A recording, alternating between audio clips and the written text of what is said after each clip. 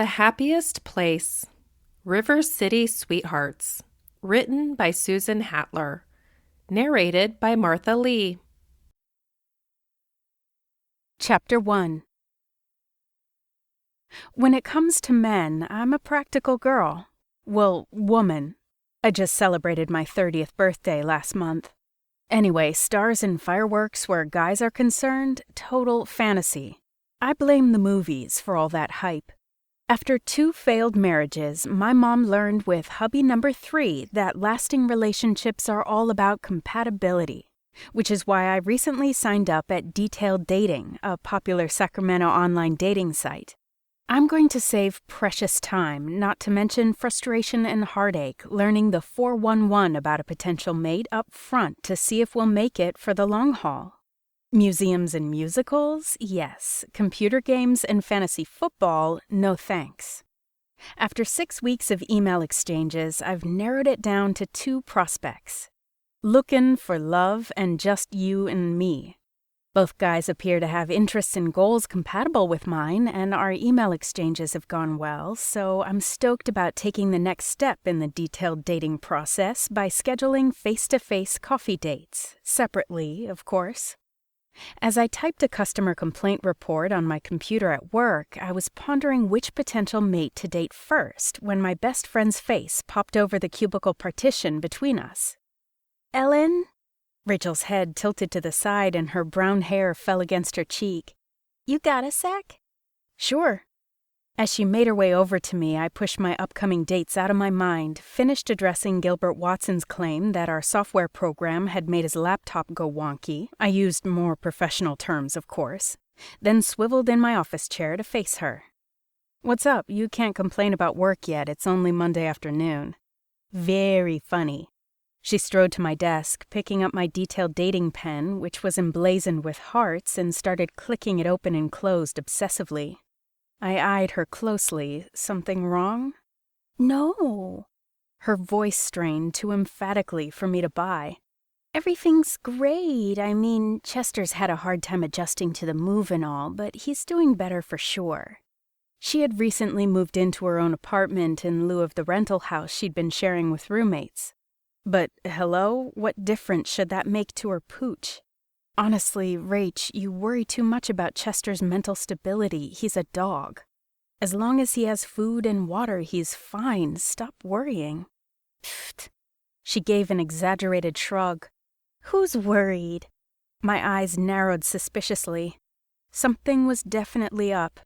Rachel had adopted her miniature beagle a few months ago and treated him like a king. Although she'd wanted her own place for eons, she now felt selfish for uprooting him from the home he'd known and loved. Spare me. "Whatever's going on, dish." I gestured toward the overloaded inbox on my desk. "I've got a stack of customer complaints the VPs want me to get through before lunch." "Well, since you brought up Chester." She used a tone that suggested she'd suddenly thought of something. "Perhaps you'd like to come over tonight and bond with him. He'd love a little one-on-one auntie time since he feels so bad about Saturday." I glanced down at the gorgeous pair of heeled boots on my feet. I'd only worn them once before her mutt had gnawed on them like his own personal rawhide. "Honestly, Rachel, are you trying to hurt me? You know how expensive these were." "Ellen, you have to forgive him. I mean, how's my sweet puppy supposed to know the difference between a pair of shoes and a chew toy?" She eyed the savage marks in my leather boots and grimaced. "I'll buy you a new pair when we get paid Friday." No. Rach and I were both on a tight budget, which is why I'd turned down the sleek and sexy red stilettos I'd drooled over and instead bought the practical black boots I'd use more often, even with Chester's teeth marks. I mean, they're not completely ruined, just damaged. Train him to stay away from my footwear and we'll call it good. Working on it. Her eyes darted left then right as if someone might be eavesdropping. "But in the meantime, I need a favor." Rachel Price had been my best friend for over 4 years, and there wasn't anything I wouldn't do for her. "Sure." I lowered my voice. "What is it?" She bit her lip. "I need you to come over and babysit Chester tonight." I leaned forward, burst out laughing, and waited for her to join in. When she didn't, my face froze mid-giggle. You're serious? Ellen. She put a hand on my arm. It's an emergency. How can I put this in a way you'll understand? I tapped an index finger against my temple. Illness, bleeding, dying, emergencies. Puppy sitting, not so much. Rachel groaned. I wouldn't ask unless it was urgent. My brows rose. I'll bite. What's the 911? You know Gina in accounting? Of course. Gina interrupts me several times each week with a bookkeeping emergency. I use that term loosely. It's all a ruse so she can come in my QB to angst over when George will propose. Not like I'd hold my breath on that one. They'd been living together a decade now. Well, Gina wants to set me up with George's friend. They have 4 tickets to see that new 80s band at the Oasis tonight. She took a deep breath. I'd really like to go. You would? I gasped. This news was huge. Rachel had spent the last 6 months mourning her 2-year relationship with Jeremy, a guy who'd had the nerve to hook up with her hairdresser behind her back several weeks before dumping her. She'd been heartbroken and unwilling to trust guys since. Can't blame her there. If she wanted to get back in the game, that must mean she's finally over the douchebag. Yay! Unfortunately, I had my own plans this evening. Me, my laptop, and looking for love versus just you and me. Can't Chester hang by himself at your apartment while you go on your double date? After all, he's home alone right now. Her face scrunched up. He's still adjusting to the move, and he's expecting me to be home after work. He'll be sad and lonely if I desert him during his emotional crisis. I can't dismiss his feelings because a hot guy shows up. I sat up a little straighter. The plot thickened. He's hot, huh? Like you wouldn't believe. She reached inside her handbag and pulled out a small photo. Gina said it's from a year ago, but still. I gazed appreciatively at the dazzling display of manhood in the beach photo. Golden hair slicked back from the surf, a smile that showed off his pearly whites, and drops of water that glistened on a tanned, muscular chest. Wowzers! Her face lit up. I know, right? Even so, without a detailed profile, I'd be reluctant to go on a date even with this hottie. There's no telling what kind of wacky habits this guy had or whether they shared anything in common. My mom's second husband had been handsome, but after 2 years leading separate lives due to different interests, they'd called it quits. So? She gave me a desperate look, then sighed. Come on, you're my best friend and the only one I trust to take care of my baby. I scoffed. Correction, your dog. She tapped the cheerful red pen against her palm. I didn't want to bring this up ever, believe me, but remember when you made me watch that awful movie last year? Do you have any idea how long I was traumatized by that depressing boxer film when that girl begged her trainer to end her life? That's not my fault, I pointed a finger at her. My mom recommended it and said we'd love it. Not. Nightmares, Ellen, for months. Rachel's eyes grew serious. Come on, I won't have a good time unless Chester's having fun too. And this is the first time I've actually wanted to go out with a guy since, you know. Yeah, I knew. Stupid, lame Jeremy. I sighed. Rach needed to date and get over her love slump. No matter how much I'd been looking forward to it, scheduling dates with my online prospects could wait a day. I swiveled in my chair to face my computer, then glanced over my shoulder at her eager face. You owe me. She squealed. You're the best! I'm gonna go tell Gina. Yeah, I said, then smiled. Finally, she was excited about a guy again. Rach deserved an evening of fun. As I returned to my report about the exorbitant amount Mr. Watson wanted for his computer crash, I couldn't help but remember that I was single too. So why had Gina asked Rach to go out with Mr. Muscles and not me? Later that night, I parked in front of Rachel's apartment in East Sacramento as my cell phone shrilled. I scanned the screen, Mom, then pressed the green button. I can't talk. Anything important going on? Just calling to see who you picked for the first date, sweetheart. Her voice held excitement. The engineer or the entrepreneur? Neither. I shut the door of my sedan and hurried up the cement walkway toward apartment 8A. I got stuck late at work and Rachel has a hot date, so I'm babysitting her miniature beagle. Oh, is my darling Rachel finally over that Jeremy character? I had my suspicions about him ever since your cousin's play opening. He refused to look me in the eye when he shook my hand. Add that to your list of things to watch out for, Ellen.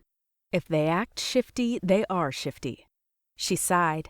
If I'd known at your age half of what I do now, I never would have married Bob, or Frank for that matter.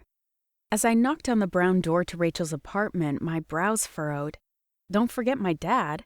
I never married him, she said quickly. So that doesn't count. My stomach clenched even though he really shouldn't count for much. I'd only met the man a handful of times myself. But it's like her opinion was fact with no regard to how I felt. Story of my life. Can I talk to you later? Well, there's another thing I was calling about. Remember that art gallery opening Robert and I told you about last week? It's this Friday night and they're showcasing an up-and-coming artist. It's supposed to be fabulous. Any interest? Maybe you can invite one of your dates.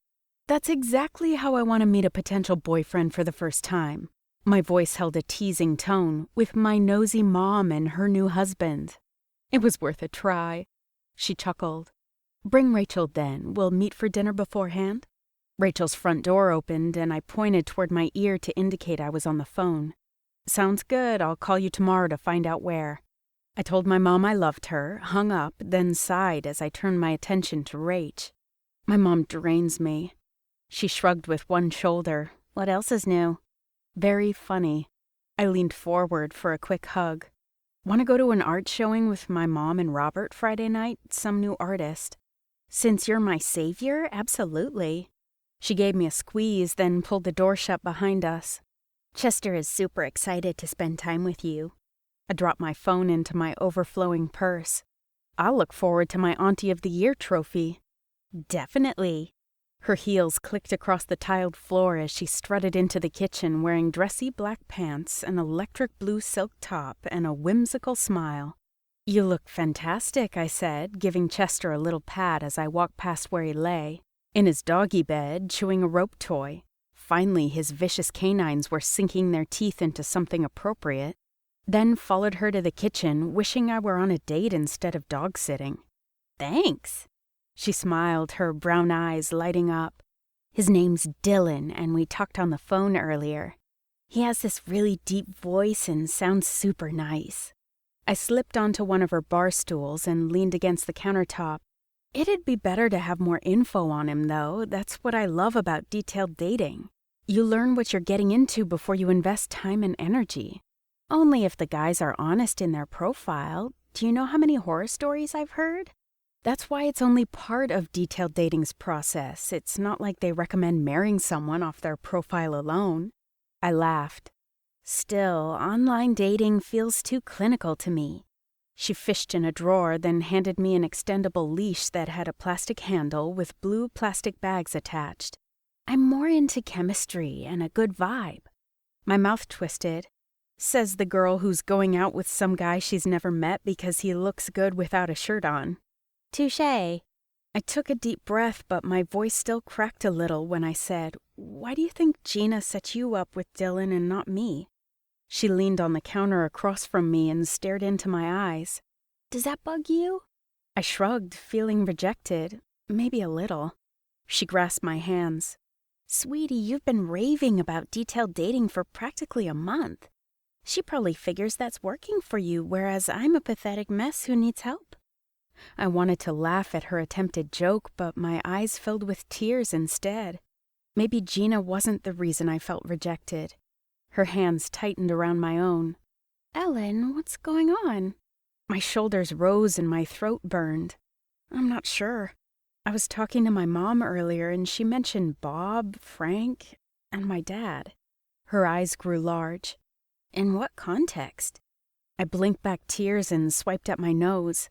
Basically, she said how she screwed up with them and I shouldn't make the same mistake. It shouldn't bother me. Logically, I knew this. My dad had been absent most of my life and I didn't owe him 1 ounce of loyalty. But she said that my dad didn't count. Since she hadn't married him, he didn't count. Rachel leaned on her elbow and gave me a stern look. Of course he counts. I'm sure it's just her way of getting over it, since he left her and all. He left me, too. And I'm not the one who chose him, she did. My eyes burned and the hole in my chest ached. I shook my head. She picked someone who didn't want kids, who wasn't compatible with her. When I marry, it has to be to a guy who's stable and in it for the long run. I have to know everything about him to make sure I choose someone who would never desert me, ever. She blew out a breath. If we only had a crystal ball. Her lips tightened. Then I'd have seen Jeremy's true colors and not wasted 2 years of my life on that slime bag. Exactly, I said, wishing we could see the future and know if it would all work out. All I can do is take every step possible to make sure we're compatible so it will last. Even so, you're not going to get a sealed guarantee, Rachel said glumly. Knock, knock. We both jumped as someone rapped on her front door. Dylan, no doubt. Turning back to me, she said, "And with that cheery thought—" "Sorry, I'm ruining your first date in 6 months," I groaned, then picked up Chester's leash off the counter and waved toward the front door. "Ignore my dark side and have fun. And don't worry about your mutt either, I'll keep him entertained." She gave me a quick hug, started toward the door, then turned back. "I can cancel if you're upset." "No way, I'm fine." I held up the leash. "Chester and I will go for a walk and get some fresh air." "Thanks, Ellen. We'll find the right guy for us, or at least die trying." She winked at me, then opened the front door and greeted her hot date. Unable to resist a peek, I leaned sideways to see if he looked as good in person as he did in his beach photo. Sandy brown hair, broad build, and that dynamic smile. Ooh, baby. After a polite exchange between them, the front door closed, and all was quiet in the apartment. Chester trotted over to the door with his tail high, sniffed at the weather strip, then started whining. Once I heard the car door slam outside, I clipped the leash onto Chester's collar. He stopped whining, nudged my hand with his wet nose, and looked up at me expectantly. "It's just you and me tonight, Chew Monster." I watched his brown ears prick up. "If you meet any pretty pups tonight, do me a favor. Don't romance them if you're not going to follow through. Being abandoned is no picnic." "Arf, arf." As Chester wagged his tail, my lips curved up slightly. His cheerful yip seemed to tell me not to worry. My mouth thinned when I realized this was what my life had come to. Getting advice on men from a 4-month-old miniature beagle who, let's face it, hadn't exactly been around the block.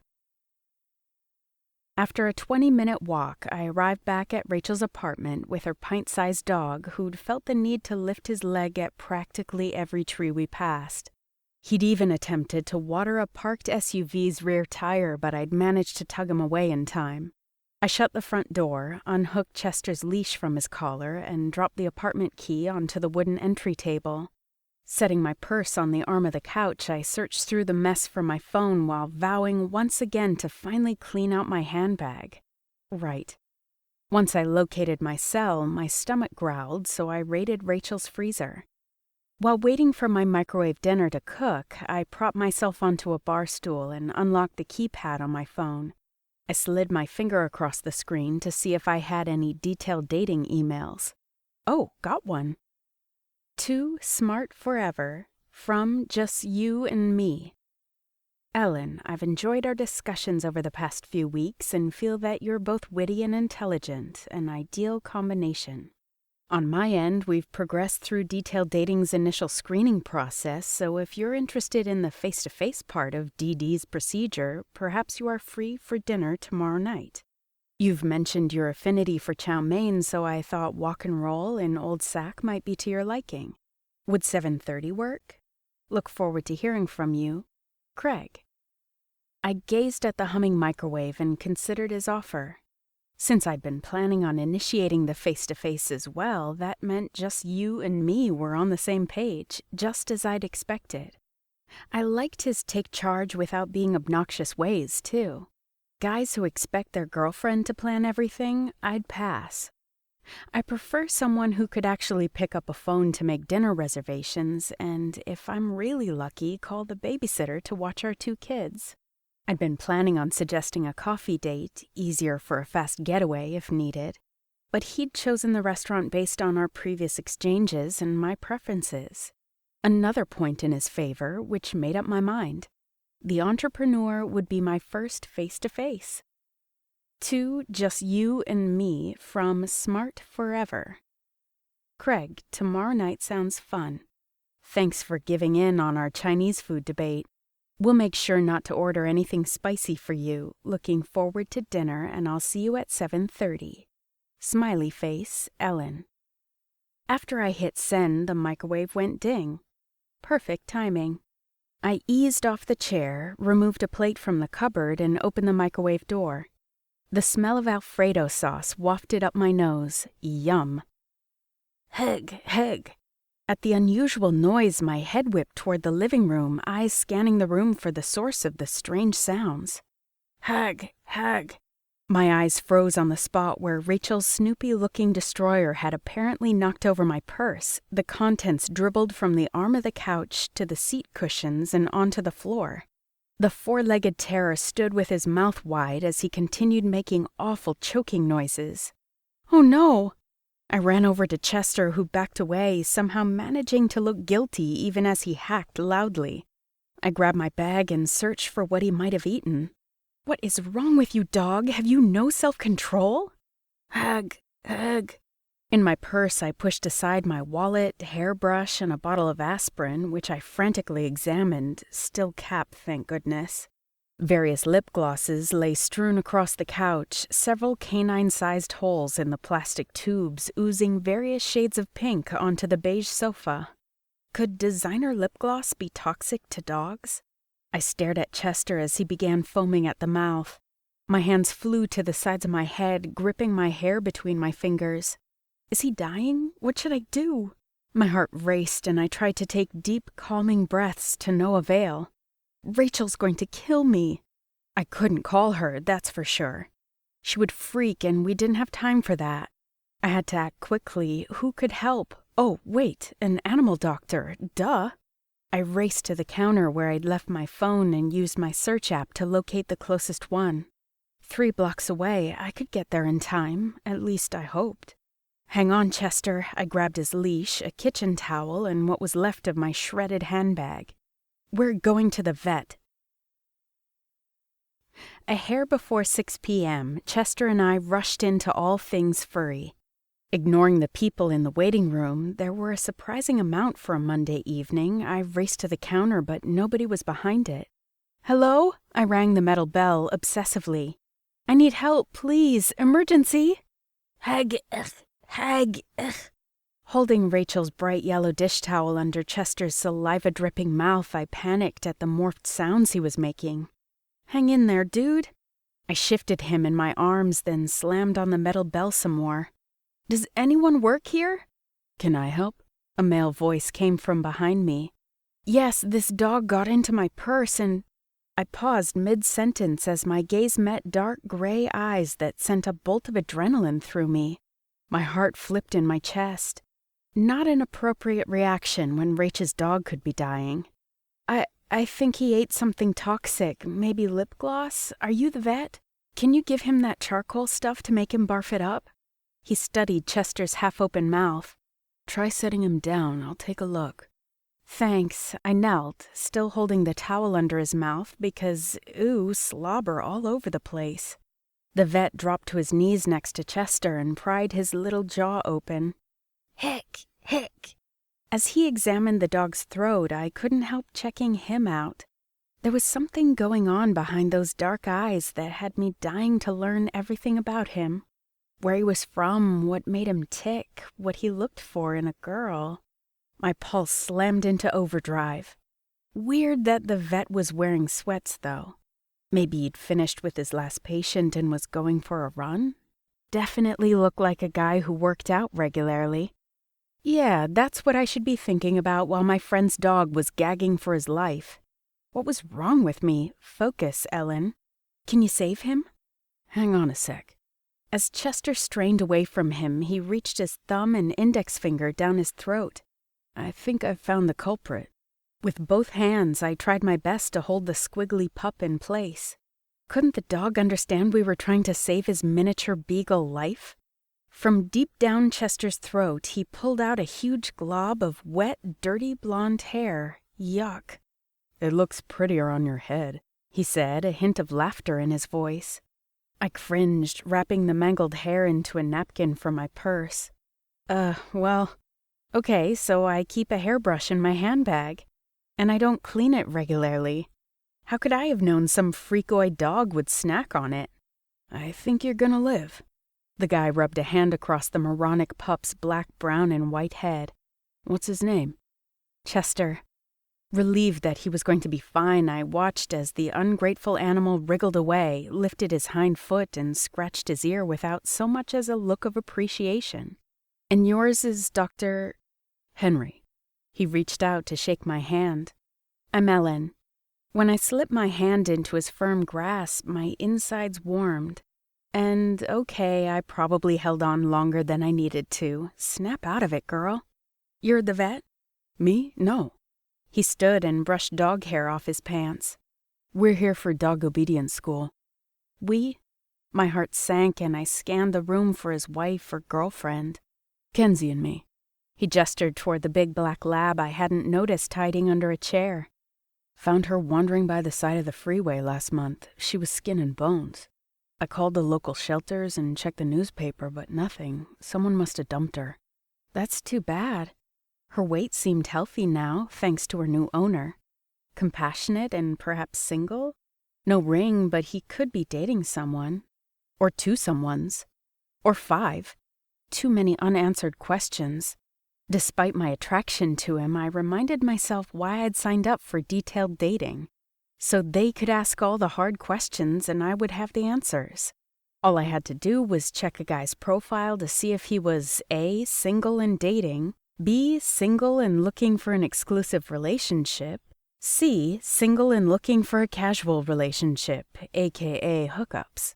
Meeting a cute guy on my own left too many unknowns to stress over. Time to go. "Well, thank you so much for your help, Henry." "Anytime." He seemed to take my hint, nodded, then went over to Kenzie, who nuzzled his leg as soon as he sat down in the leather chair. I found his pup's cuddling adorable. The dog had been scared stiff a moment ago, but obviously felt safe with Henry. I'd been the one to cut our conversation short, but the distance between us suddenly felt wrong. When I realized I was standing in the middle of the room all by myself, I felt lame. So I started toward the door and then realized I didn't have Chester with me. I quickly scanned the room. No, no, no! First, I'd nearly killed him. Now I'd lost him. Rachel had way too much faith in my dog-sitting abilities. "He's over there." A white-haired woman with a poodle on her lap pointed toward a potted plant in the corner of the room. Chester was gnawing on one of its leaves. A little boy near the front door snickered. "Your dog totally needs obedience school." "That's not polite, Junior." His mother scrunched up her nose, the expression implying she agreed with her son but wasn't going to say it. It annoyed me that the woman had judged my friend's dog, especially because she was correct in her assessment. But that wasn't the spoiled beagle's fault. Like the kid said, the poor mutt had never been trained. "Come on, Chester." As I tugged him away from the plant, the back door opened.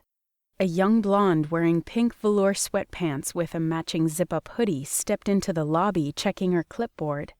"Good evening, everyone. I'm Abby Wilson, and welcome to Simply Skilled. I take it you're all here for dog obedience class?" Affirmations sounded throughout the room, and one in particular stood out. Hearing Henry's voice tugged at something inside me. I raised my hand. "Is it too late to sign up?" Glancing around the waiting room at the gold-frame puppy and kitten pictures and all things furry, I could see why Abby Wilson had charged me an insane amount of money to enroll Rachel Spaz in Simply Skilled Obedience class. This vet clinic appeared to be hosting the Cambridge of doggy schools. In today's dismal economy, it was hard to believe they'd managed to pack the place. Even harder to believe I'd made a significant financial decision on a whim. But there was a mystery behind those deep gray eyes that I needed to solve. Clearly, I was not in my right mind. As Abby ran my credit card, I stole a glance at Henry, who smiled at me. I shrugged and said quietly, "He obviously needs it." I signed the slip Abby handed me, then skimmed through the glossy brochure she'd included with my receipt. In addition to dogs, they train all kinds of hairy creatures. Apparently, if you want your hamster to put his paws on his glass wall and wave to you, this was the place to come. Ruff, ruff. Chester jumped up against my shins and wagged his snoopy tail as though thanking me for his first doggy class. That, or he felt stoked for another opportunity to eat something he shouldn't.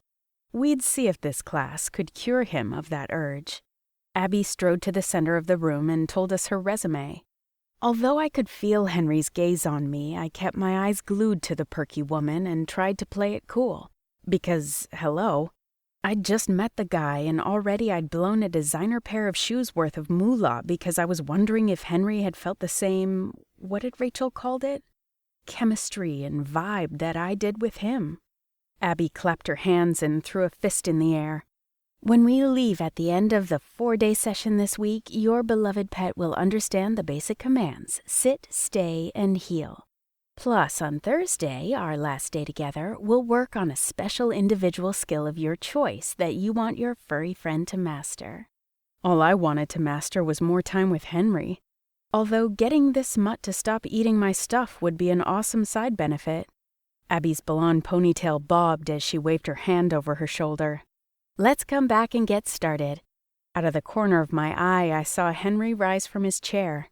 I slyly waited for the dozen others in the room to follow her first so I could bring up the rear with him. His face was somber as we fell into step together. "Give me a call if you need me to save your dog from deadly hair again." My belly danced at his adorable flirtation. "That's very kind of you, but he's not mine. He belongs to my best friend." I glanced at Chester, who was sniffing Kenzie's, private region. So rude. "I'm hoping to win an Auntie of the Year award by being the world's best dog sitter." "Tough start with the choking thing," he said while managing a straight face. "You have no evidence of that," I nudged his elbow playfully. "I've been Rachel's friend for more than 4 years. She would never believe your word over mine." "She'd go out of town?" he said as we entered a large room with an arena made of bright green sod. I shook my head, out on a hot date. He gave me a curious look. "She gets a hot date and you're left watching her dog? Doesn't seem fair, does it? Although the way we were flirting almost made me feel like I was on a date too. Too bad this class didn't include wine by the fireplace." Kenzie whimpered and I looked down to find Chester nuzzling her with his nose. He really does believe he owns the world. Think this class will teach him anything? He studied me a moment with those deep gray eyes. "I think it'll be worth our time." I couldn't wait to see if that statement turned out to be true. Chapter 2. The next day, I couldn't help but agree with Henry. The class had definitely been worth my time and the money I'd paid. But that was my hormones talking.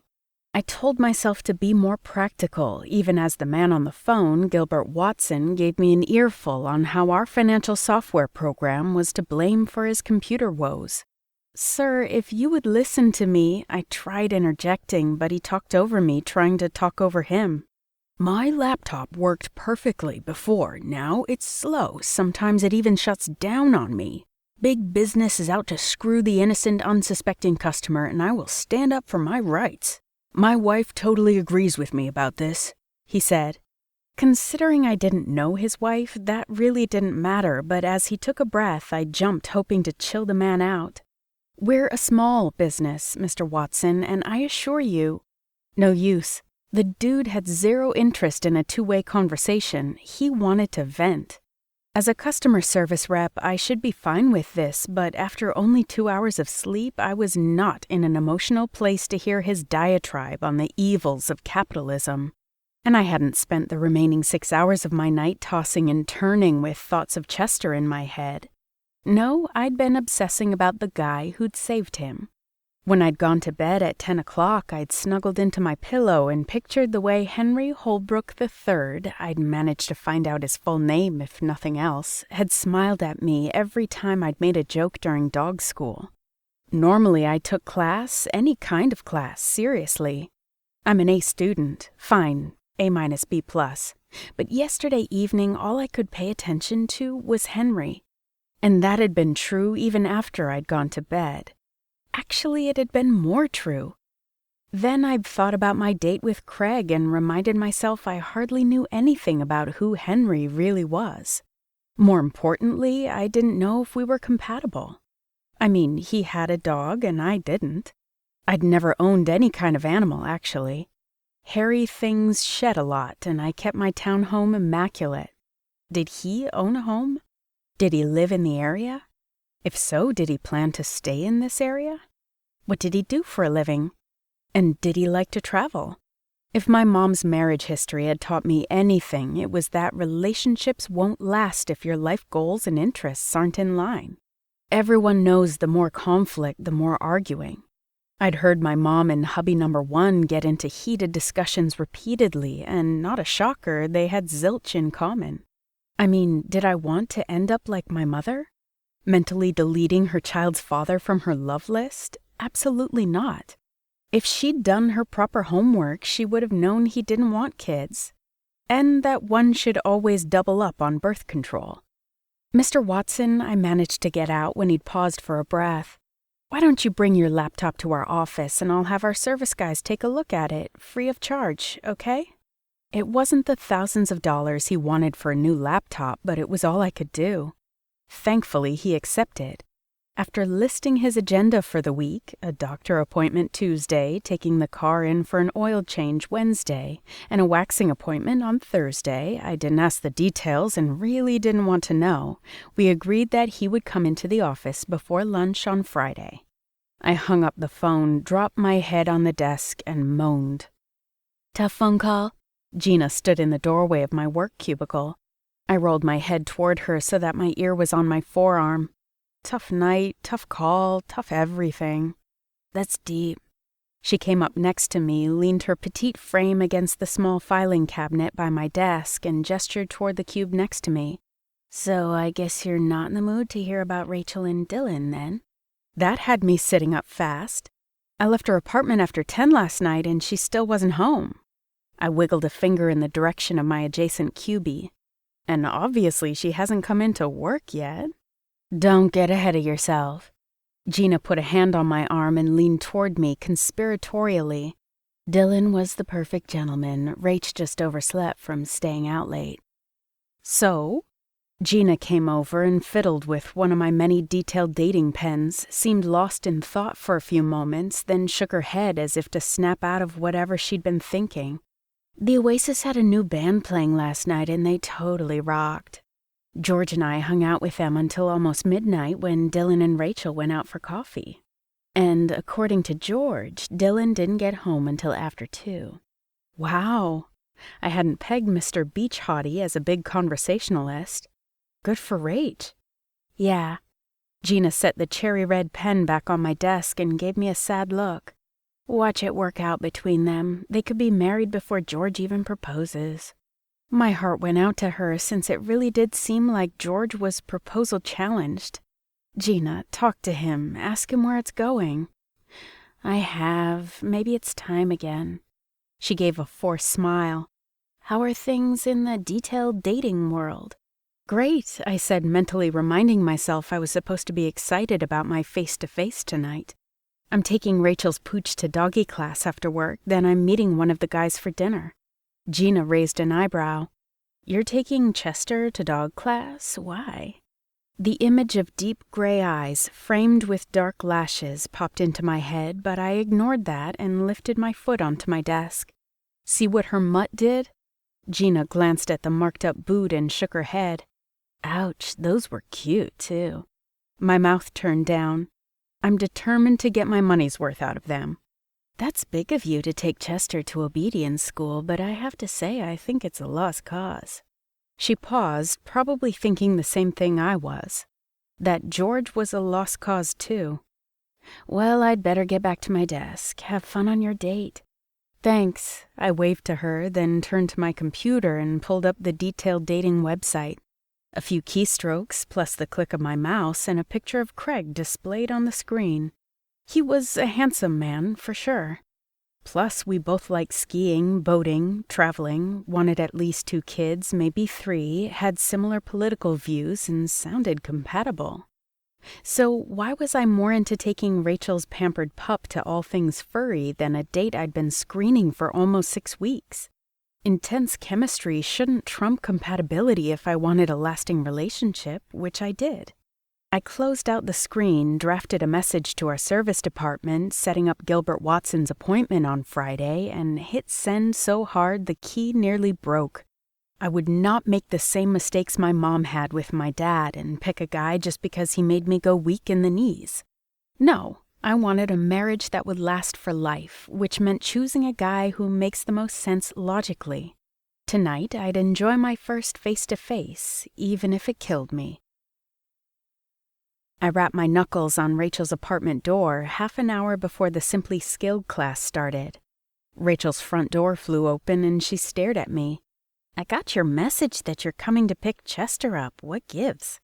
Nothing.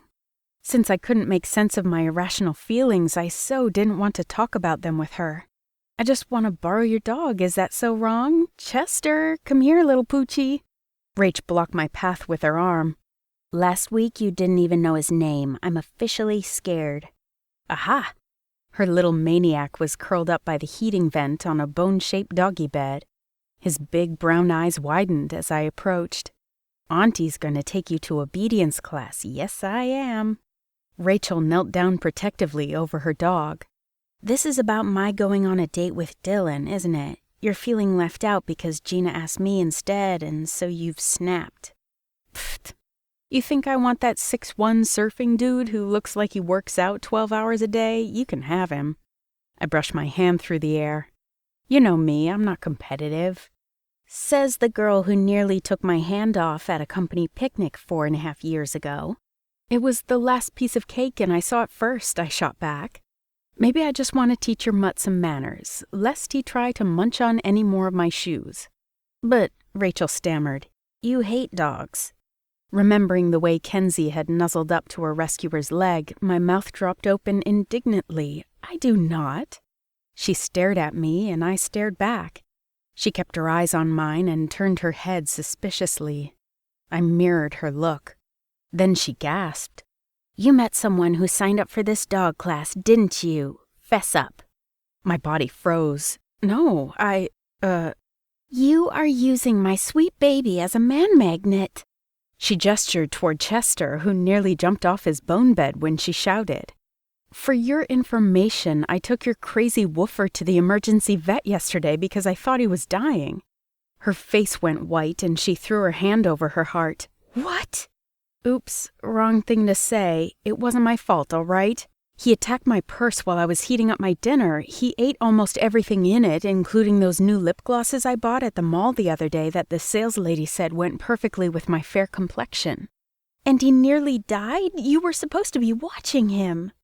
Funny story, I said, though I seriously doubted she'd laugh. I took him to All Things Furry, and the vet wasn't there because it was after hours. But there was this guy who was waiting for doggy school who has these amazing eyes I can't stop thinking about, and, well, he found a clump of hair in Chester's throat from my hairbrush. So it turned out he wasn't dying, just coughing on a hairball. See? No harm at all. Won't that be a funny story to tell the grandpups? Chester's neutered. She didn't laugh, but she seemed to relax a little. Tell me about this guy with the scintillating eyes. I assume he's the reason for your newfound interest in my sweet baby? I'd been caught. It was time to come clean. His name's Henry Holbrook III. She blinked at me. And? He is all I can think about. I stared blankly at the leash in my hand. It's absurd, Rach, absolutely ridiculous. I know nothing about him except that he adopted some stray dog who could have had rabies for all he knew. I mean, who does that? Silence. I looked up at my best friend, begging for some wisdom. She knew me better than anyone. She'd get me back on track. This is the complete opposite of detailed dating. It doesn't go with my plan. You have to help me. What should I do? Rachel leaned forward with a serious look. I think you should go for it. And then she handed me her dog. Chapter 3. It was illogical to feel so strongly about some random guy I'd only met once, but when I spotted Henry getting off his bike in front of all things furry, butterflies fluttered in my tummy. The fluttering stopped abruptly, however, when I noticed he was wearing the same sweats he had on yesterday. My blood ran cold. Either 1, he hadn't changed clothes since yesterday, ew. 2, he was wearing different sweats that looked exactly the same, lack of creativity. Or 3, he'd taken off the sweats and been naked doing something, and had put the sweats back on since he hadn't had another set of clothes out wherever he'd stayed. Shoot me now. He locked his bike and his mouth curved upward when he saw Chester and me approaching. Hi, Ellen. Chester. Hi, I smiled back, so happy he'd remembered my name that I momentarily forgot to be concerned about the sweats. Then I noticed dark circles under his eyes and my mouth went flat. Tired, same outfit, he'd obviously stayed at his girlfriend's place, had fun all night with her, and hadn't had time to change outfits. My stomach sank, but I tried not to let it show. Late night? May as well ask and take the dagger to my heart now. He rubbed a hand over his face. It shows, huh? Frustrated that his response didn't give me a clue what he'd been doing, I tried again. Was it at least fun? He appeared deep in thought. It was intense. What did that mean? But in a good way, I hope. Kenzie peered between his legs and he patted her head. Time will tell. Huh. The guy had a knack for vague. I loosened my grip on Chester's leash so he could bump noses with Kenzie, who had her jaw to the ground. She stared at his invasive snout suspiciously. Before I forget, Henry reached into his pocket and pulled out a bright red pen covered with bumpy hearts and handed it to me. You left this here last night. My cheeks heated at the detailed dating inscription. How'd you know it was mine? He opened the front door and gestured for us to go through first. Abby gave it to me after class, said you left it when you signed your credit card slip. Stunned by the knowledge he'd been with Abby after class, I swallowed my dry throat. Was she the reason he'd had so little sleep? If so, why hadn't she returned the pen to me herself? Oh, thanks. No problem. He followed us inside and took a seat in the chair next to me. Trying to delete the disturbing mental image of Henry and our beautiful blonde obedience instructor together, I studied the people around the room. The boy from yesterday had his eyes focused on an electronic device as his thumbs worked the buttons furiously. His mom sat next to him, flipping the pages of a magazine. Then I caught the elderly lady with the poodle eyeing Henry and me knowingly. Yeah, I wish, lady. How's that working out for you, Ellen? Confused, I turned toward Henry's inquisitive voice that Abby had probably gotten to hear intimately. Huh? He gestured toward my purse. The online dating. Fine. I cleared my throat, suddenly annoyed that he'd been so friendly to me in class yesterday when he'd really been interested in Abby Wilson. Very well, actually. I have a date tonight that I'm really looking forward to. Okay, did my voice sound as defensive to him? He opened his mouth to say something when Abby burst out of the back room, clapping her hands. Welcome to the second class of Simply Skilled, everyone. His mouth closed and he turned toward the beautiful woman who was wearing baby blue velour sweats that showed off her curves. Quite the opposite of my flower print button-up blouse and khaki pants, which were flattering and pretty in a more understated way. I wondered painfully what Henry'd been about to say. Did he care that I had a date with another man tonight? Had that made him as jealous as I felt over Abby Wilson? I hoped so, but it was impossible to tell his thoughts from the blank look on his face. Chester's tail thumped against my leg as everyone got up to follow Abby to the back room. I forced myself to stand and was surprised to find Henry waiting for me. Is your friend Rachel on another date tonight?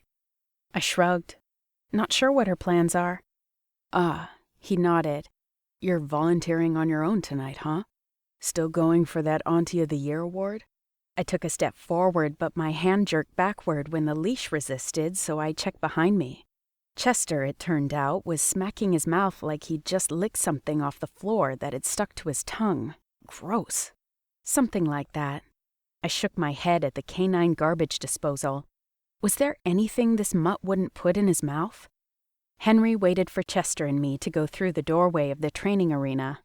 As he followed us inside, I purposefully picked the spot farthest from our bouncy instructor.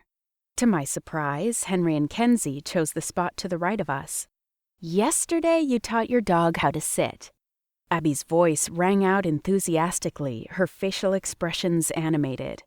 "Today you're going to teach him or her to stay and only to come when you ask. Let me demonstrate." She asked for a volunteer, and a young guy with a bulldog offered right away. Probably had a crush on her, too. Admittedly, Abby was gorgeous, if you were into physical perfection, that is. But was she organized? Because a man would be hard-pressed to find a woman more organized than me. I mean, my checking account is balanced to the penny, my glass shower door never has a streak, and my unmatched sock basket is practically non-existent. No, I won't toss the loaner socks because their mates will surely turn up the day after I do. Any chance Henry considers Type A to be the new sexy? Could be possible. As Abby waxed poetic about well-mannered pooches, I leaned toward Henry, determined to get to the bottom of his mysterious nocturnal activities. "Abby looks exceptionally pretty today, don't you think?" He looked uncomfortable at the question. "I guess." Okay, that confirmed nothing about his night, or maybe it did. If they'd hooked up, he would have agreed a bit more enthusiastically, right? The curiosity was killing me. She seems very nice, too. My stomach tightened as I braced for his answer because I only needed to know if he was into her, not any of the details. "She does." He continued to watch Abby as she made the bulldog stay with a flat hand signal. Although this is my first dog obedience class, so I don't really have another instructor to compare her to. The knot in my belly loosened. It was unlikely he'd talk that distantly about her if they'd been up all night doing, well, everything I'd fantasized doing with Henry if I had him all to myself. Slightly mollified, I stole another glance at the circles under Henry's eyes. They hadn't been there yesterday. Believe me, I'd studied every detail of his beautiful face and had gone over it 1,000 times in my mind. The stubble hadn't been there either. What had he been doing that he couldn't shave or change his clothes? And that, in his own words, was intense. Everyone around me started moving. Apparently, Abby had instructed us to do something. I'd been paying zero attention, so I mimicked what the other people were doing by commanding Chester to sit, and then holding my hand up horizontally and telling him to stay. It was an honest miracle that the mutt obeyed. For about 2 seconds, anyway. Then he turned his head to the side and started whining. I stared at the pedigree pup, wondering what his problem was. Oh great, he'd better not have to use the restroom. I'd seen the blue plastic bags attached to the handle of his leash, but I'd been hoping I'd never have to use them. "What, boy?" He whined some more and then barked at me. I cringed. Half an hour with the miniature male and I already wasn't meeting his needs. If he weren't attached to my leash, he'd probably ditch me. "Why are you staring at me like that?" "He's waiting for a treat." Henry sounded amused as he broke a brown, bone-shaped biscuit in half and held it out for me between his fingertips. "Here." When had they handed out dog treats? Oh, right. While I'd been tormenting myself on Henry's whereabouts last night, even though we were clearly not compatible. I mean, how many questions do I have to ask before the guy indicates if he's single or not? Not that it mattered since I had a date scheduled with a compatible man who, I might add, is upfront about who he is and not dark and mysterious, with unforgettable dark pooled eyes. Thanks, I coached myself not to ask outright what he'd been doing all night long, without me, because it might show I was interested, and how would that look after I'd bragged about my date tonight? "No worries." Henry smiled, seeming unaware of his effect on me. "This should be good for his size." When I took the treat from him, our fingers brushed and my skin sizzled where we'd touched. Was that static electricity or what? I realized I was still holding my hand in the air and, gaping at him. Not exactly sly there, Ellen. My cheeks went up in flames. See, I never had these problems using detailed dating. It was all behind the computer and safe. Quickly, I turned back to Chester, who was stomping his foot and staring at my hand with a starved expression, so impatient. Here, boy. I tossed the treat at him. Instead of catching it in his mouth like I'd expected, the cookie hit his nose and then bounced toward the black lab sitting next to him. When the bone landed by Kenzie's foot, growling ensued. "Kenzie, heel." Henry used a firm voice, but instead of listening, as man's best friend should, she opened jaws twice the size of Chester's and engulfed the cookie. Grr, grr. Chester crouched, not a happy camper. Sorry, I pulled Chester away from the treat-stealing dog since, let's face it, if Kenzie grew a backbone, she could easily pummel Rachel's pup. I'm the one who should be sorry. My girl has no manners when it comes to dog biscuits. He pulled out another treat and handed it to me. I guess that's why we're here, right? No. I was here because I couldn't stand the thought of leaving all things furry and never seeing this beautiful man again. When our fingers brushed, I had the urge to curl my hand into his. So, not a good idea. Thanks. This time I held the treat close to Chester's mouth. He took it quickly and crunched it with a smug expression as his nemesis licked her lips and whined. To avoid further embarrassment, I tried to pay attention the rest of class. My belly danced every time Henry made a joke or came close to me, and I found myself being playful back. I'd never felt comfortable enough to be silly in front of guys before, so why with Henry? Why did having fun with him feel so natural? I had to keep reminding myself that I had a date tonight that I was supposed to be excited about. When I dropped Chester off at Rachel's apartment, she asked how class had gone. Even though I had the urge to tell my best friend everything, I stuck with, fine. What can I say? My unprompted feelings for Henry Holbrook III, who I still knew almost nothing about, were totally embarrassing. And my obsession over Henry's unknown nocturnal activities? Pathetic. I couldn't admit them to Rachel. I received a raised eyebrow, but was grateful she left it at that. So I drove to Old Sacramento and parked on the 3rd floor of the brick-encased parking garage. As I walked in to walk and roll at 7:30, I was determined to remember that compatibility, not uncertainty, was the key to a lasting relationship. I immediately spotted Craig in the waiting area. He had a nice smile, looked as handsome as his online photo, and seemed genuinely happy to see me. All things to check off my list. Standing, he greeted me with a handshake. So good to finally meet you in person, Ellen. Thanks, you too. Should we have the waiter seat us? He said politely. That sounds great. I smiled, then watched appreciatively as he went up to the podium and had us escorted to a corner booth.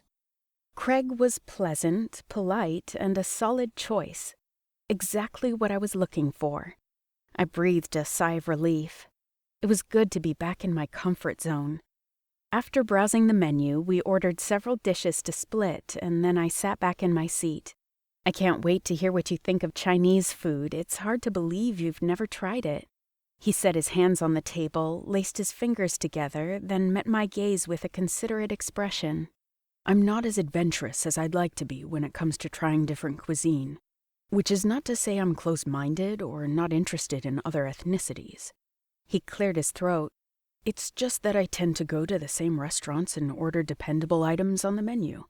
Not because something else might not be good or even better, but because I won't be disappointed. Does that make sense? I blinked.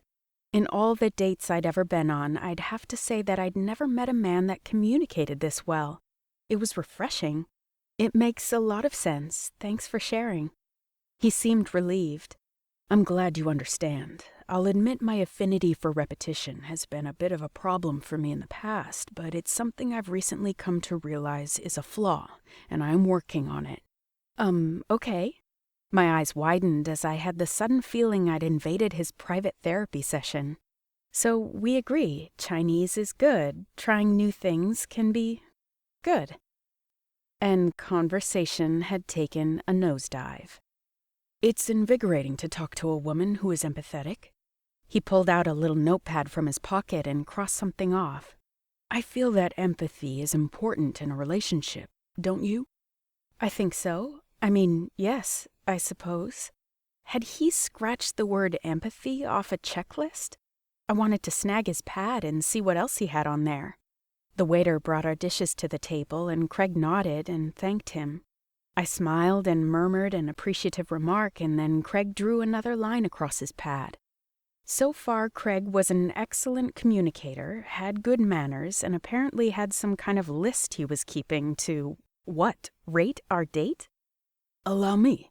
He scooped servings of chow mein, kung pao chicken, and fried rice onto our plates. Then he placed a napkin in his lap, picked up his fork in lieu of the chopsticks, and took a tentative bite of his noodles. Interesting texture, different flavor, but all in all, very pleasing.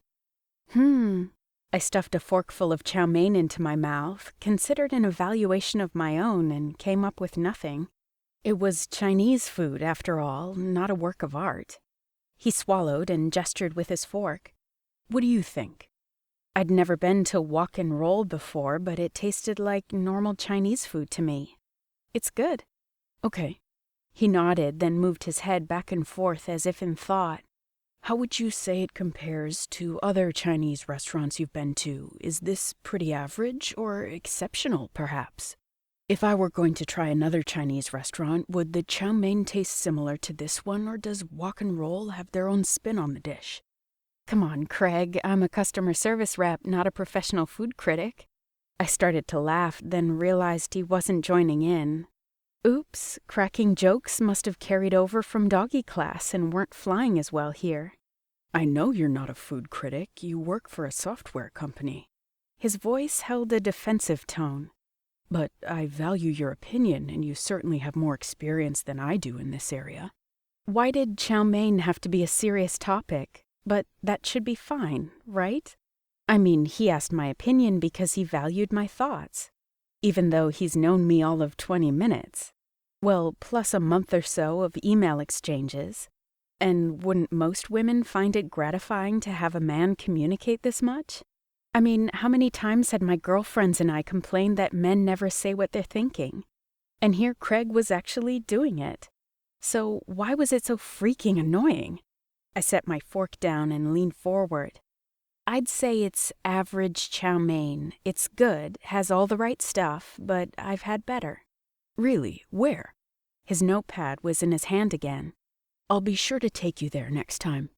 Next time? We weren't even done with this time, but I gave him the name and directions to my favorite Chinese restaurant downtown.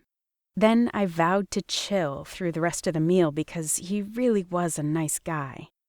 At the end of the date, he walked me to my car and asked me out for Thursday. I accepted.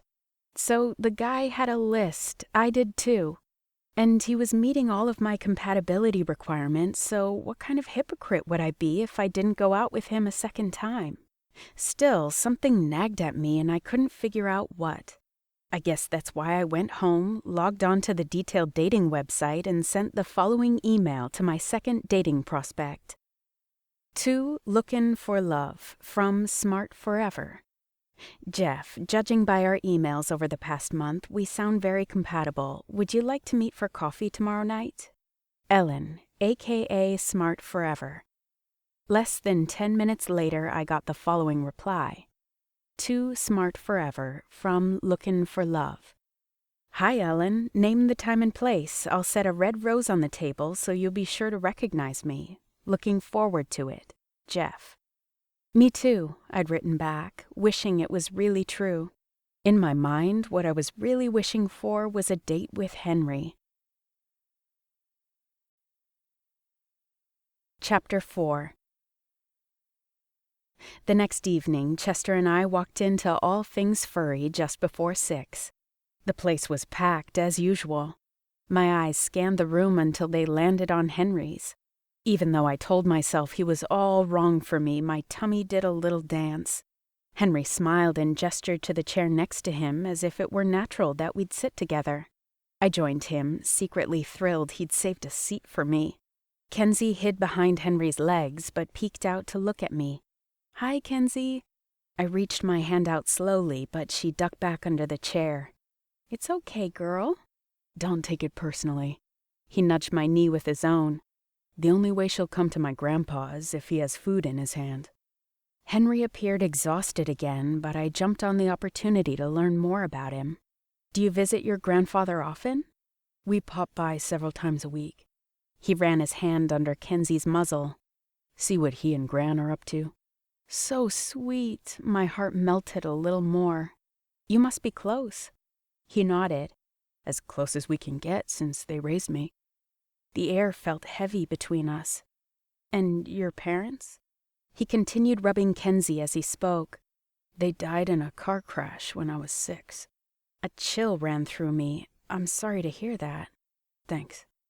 His gaze flicked to mine, his dark eyes stormy with emotion. Do your parents live nearby? I'd gone from knowing nothing about Henry to discovering what was probably the biggest tragedy of his life.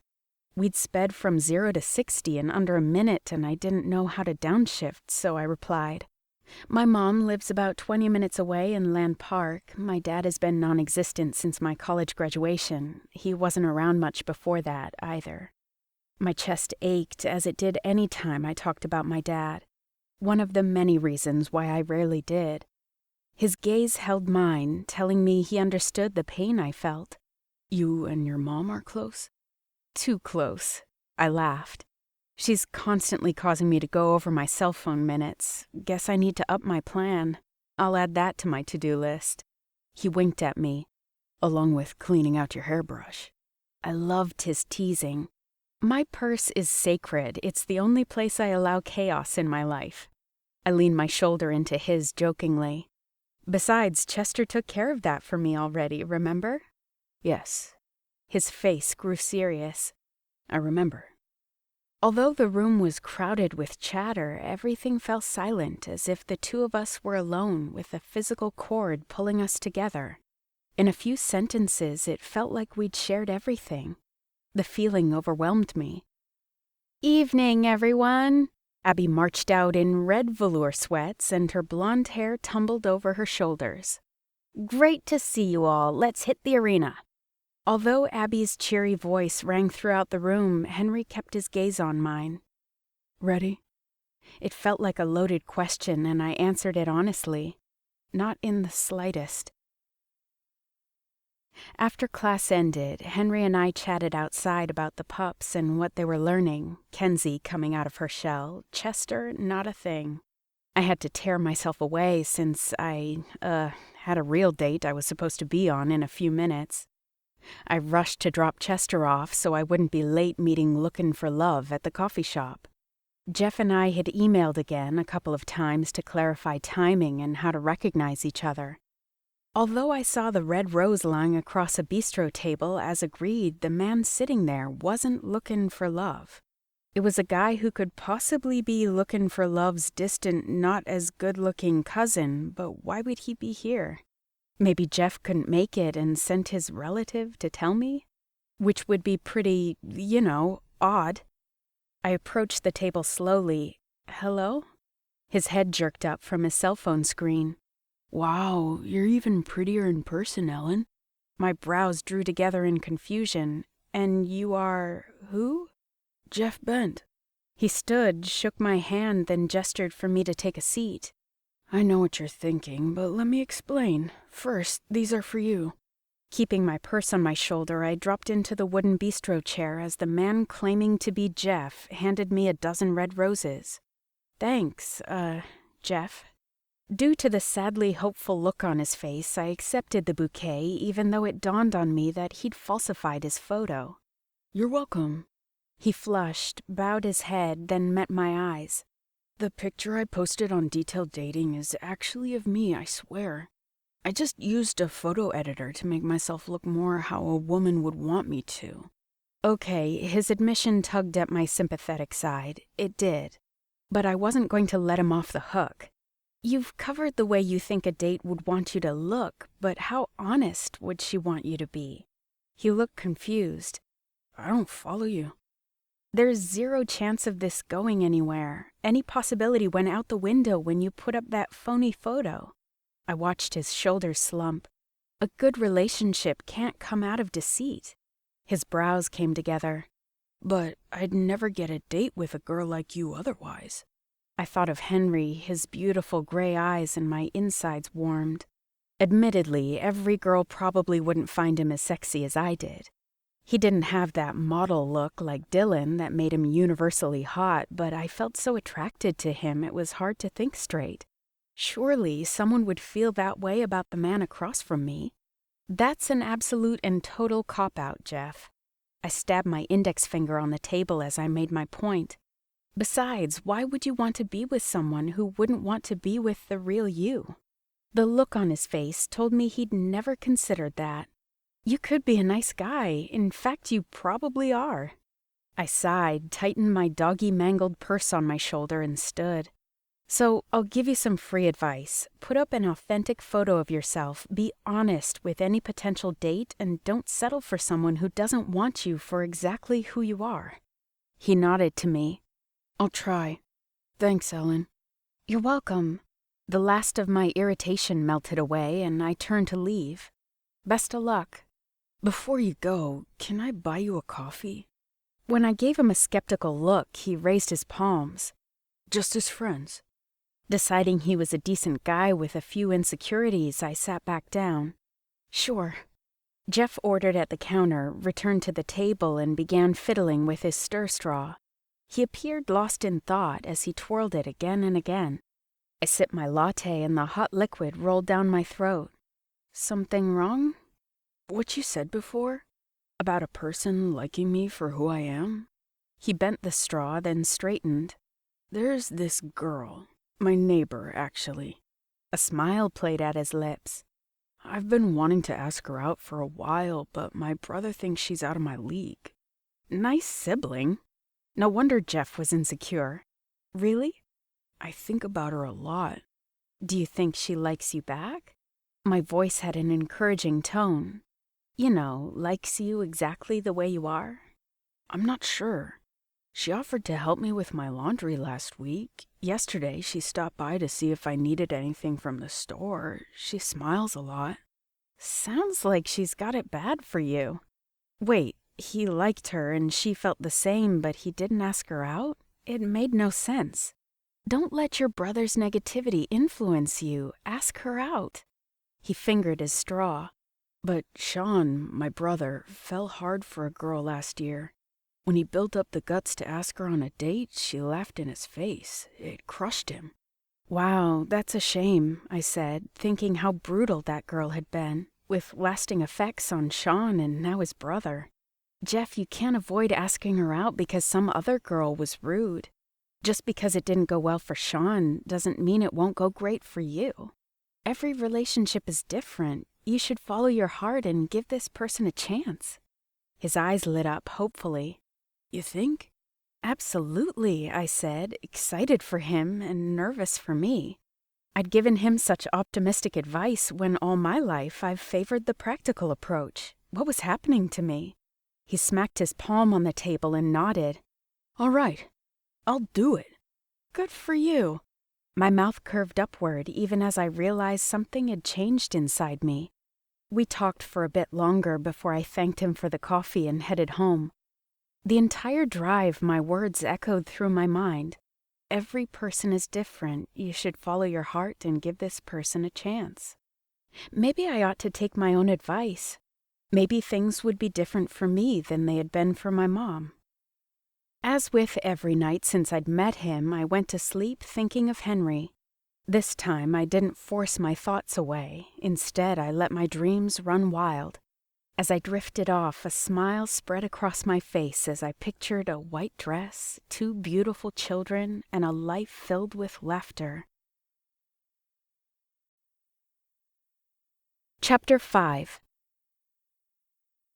I arrived at Rachel's 20 minutes before obedience class on Thursday, excited to take a chance on Henry and not so enthusiastic to break things off with Craig tonight. I mean, dumping someone ranks about as fun as getting dumped. It would have been easier to cancel with an email, but ending things via the internet seemed cold. As I walked up the path toward Rachel's apartment, I found her slumped in the wicker chair on her tiny front porch. Chester was cuddled in her lap, sucking on the head of a stuffed bear like it was a pacifier. My pace slowed as I approached. What's going on? She set her beloved dog gently on the ground, then lifted her sunglasses to reveal red-rimmed eyes. I'm done with men. My eyes widened. I thought you had another date with George's friend Dylan tonight. Ha! She said it as a joke, then she started cackling as if the joke were on her. You were so right about everything, Ellen. I should have listened to you. Uh-oh. What happened? I took a chance. That's what happened. She threw her arms in the air to express just how stupid she'd been. You said compatibility is the key. You warned me not to go out with someone just because he looks hot with his shirt off. My eyes narrowed. Did he do something to you? You mean Mr. Octopus Hands? Yeah, he tried. She smiled sweetly. He came by after work, was all over me, then had the nerve to be annoyed when I slowed things down. My eyes narrowed in disgust. What a dirtbag. She inhaled deeply. After our night at the Oasis, I felt like we were connecting, you know? So I let my guard down. I nodded. It hadn't been an official date, but I'd felt that way yesterday with Henry as we'd talked before, during, and after class. I'd told him personal details that I rarely shared with anyone, and I sensed it had been the same way with him. Tonight, Dylan was a completely different person. Her face scrunched up. Why didn't I listen to you? I should have had him fill out a dating application to see if he'd mark the box sleazeball temporarily disguised as a nice guy. Oh, Rach. I pulled her stiff body into a hug. You couldn't have known. Next time will be different. She leaned against me, sniffled, then drew back. Exactly, because there won't be a next time. If I ever get the absurd notion to date again, I will let you screen him thoroughly before I invest 1 ounce of feeling into him. I reached out and squeezed her hand. I'm so sorry, sweetie. Me too. She checked her watch. Do you want me to take Chester to class for you tonight so you can get ready for your second date with Craig? He sounds perfect for you, and I shouldn't have encouraged you to go after that other guy. Nothing came of that, did it? No. Only that I'd let myself fall for him, pictured our life together, and felt blissfully happy all day long at the thought of seeing him tonight. But Rachel's tear-streaked face proved what happened if you took a chance on a guy who wasn't compatible. Ouch. My heart sank as I decided not to risk it with Henry. You sure you feel up to taking Chester? Are you kidding? I'd love to. She grabbed his leash. He's the only male worth spending time with anyway. Except for Craig. He sounds nice and not like he'd maul you on the second date. Plus, you know his history and what he wants for the future. He's not someone just looking to hook up. Right, I said. Then I went home to get ready for the date with the man who I knew wanted the same things I did. I told myself over and over that this was the right thing to do. Unfortunately, it didn't help the emptiness I felt inside, missing my last chance to spend time with Henry. Since Craig was venturing out into the wild world of ethnic cuisine, I met him for dinner at an Indian restaurant in downtown Sac near the state capitol building. 30 minutes into our conversation, and his notepad made another appearance. Not just to check stuff off this time, either. We'd apparently graduated into actual note-taking. What is your stance on public education? Craig poised his pen above the small lined pages. Do you plan to send your children to the local school, or are you thinking a private education would be better? I don't have any kids, I said, wishing I could eat my samosas without an inquisition. Of course you don't have children yet. I've read your detailed dating profile multiple times. He pointed out patiently. I'm forecasting for the future, trying to assess any potential conflicts we might have in child-rearing. I shrugged. As long as it's a good school, I'd be fine with either. Very flexible. He sounded impressed as he scratched something off his list and then wrote a word with an exclamation point after it. I reached for my water, drained my glass, and couldn't help feeling like I'd stood up Henry. Had he been disappointed that I'd skipped the last class? Had he been up all night again doing whatever caused those dark circles under his eyes? Had he asked Rachel about me? Had he asked Rachel out? The thought made me sick to my stomach. Ellen? Craig's confused tone brought me back to the table and the fact that I was on a date. What did you say? His brows furrowed. How much did you miss? The whole thing, I admitted, wondering if Kenzie had mastered her special project today, whatever it was that Henry had chosen for that. I'd been hoping to cure Chester of his destructive issues, but in actuality I didn't think anything in the world, not even the peppy and perfect Abby Wilson, could rid the chew monster of that habit. Hello, Ellen? Oh man, had I missed what he'd asked for the second time? Focus, Ellen. I'm so sorry, Craig. Would you mind repeating that? He took a deep breath, wrote something down, not flattering, I presumed, and then cleared his throat. I asked what you would do if you've been married 10 years and... I waited, but he didn't finish. And what? Just making sure you were listening this time.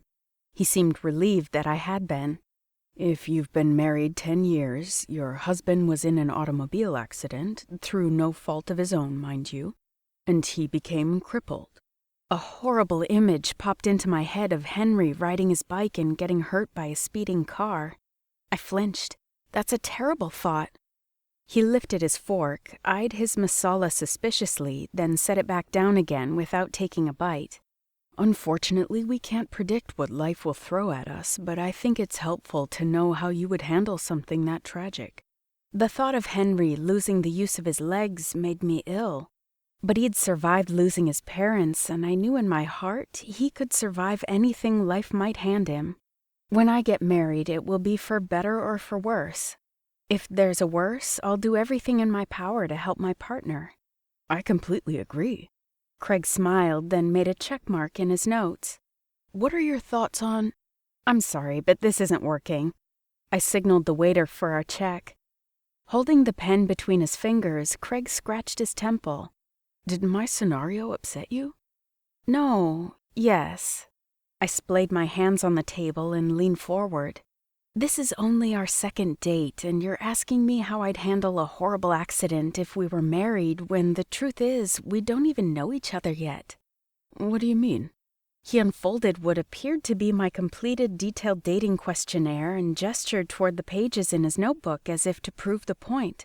I feel I know you quite well, and I'd be happy to answer any questions if you need more information about me. Complete and total honesty is important in making a relationship work. That's the thing, Craig. We've gathered a bunch of information about our likes and dislikes by exchanging emails for over a month, but that doesn't mean we know each other, not really. I thought about Henry and how much I'd learned about him in our few exchanges. You and I have no idea what jokes make the other person laugh, if there's chemistry and vibe when we touch, how important our families are to us, or what the other would do if we saw a dog stranded by the side of the highway, hungry and malnourished. Let me reassure you on that last one. He nodded and clasped his hands together on the table. I would call Animal Control or the SPCA immediately. Give the location, and unless I was in a hurry, I'd wait near the dog until the proper authorities arrived. My throat closed up. It's not that Craig wasn't nice. It's that the only thing that had ever intrigued me about him was our high detailed dating score. You're a good guy, Craig.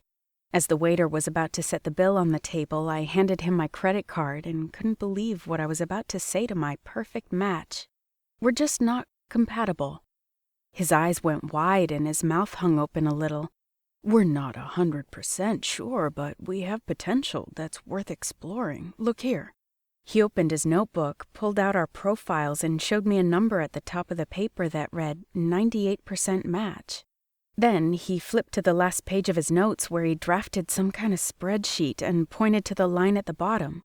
According to my own personal observations, it's 84% likely that you're the one for me. The straight-A student in me, A-B+, immediately felt insulted, so I rotated the book toward me and scanned his notes. Let me see that. The closest any other woman has come is 62%, and that was 5 months ago. He sounded as if I should be proud. With an 84%? Yeah, right. I'd been marked down 4% for making fun of him with the restaurant food critic remark. His loss, that had been a good one. 2% for hesitating between answers, and 5% each time he had to repeat himself tonight when I hadn't been paying attention, which was valid but should have put me at the low A range, not mid-B range. When, I'd like to know, did I ever hesitate between answers? He pointed to the prior page. First, at the beginning of our meal when I inquired if you cooked. My mouth dropped open. Well, I was trying to decide if microwaving counted. His finger slid down the page to a sentence with an asterisk next to it. Second, when I asked you if you set the toilet paper roll facing up or down. I squeezed the cloth napkin in my lap. No fair, I'd been chewing my food. I'll accept that. He made some slashes and calculations, then adjusted my score to 86%. See, we're even more compatible than I thought. Somehow we'd gotten off the point. Oops. You're going to make some woman very happy, Craig. You really are. I'm willing to improve on areas you feel need work, Ellen. It feels a little early in the relationship, but we can explore the chemistry and vibe thing if you'd like. He put his hand over mine and... Nothing. No zip.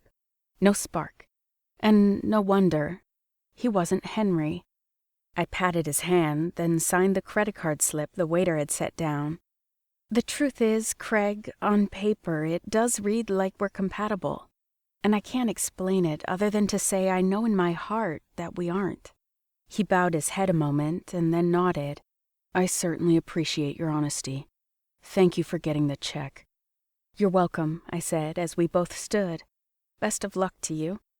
To you as well. He started to hand me the boxes of leftovers until I waved my hand, indicating he should keep them. It was the least I could do. I hope you find what you're looking for, he said. I smiled and thanked him, even though it'd be impossible to find what I'm looking for when I didn't know what that was anymore.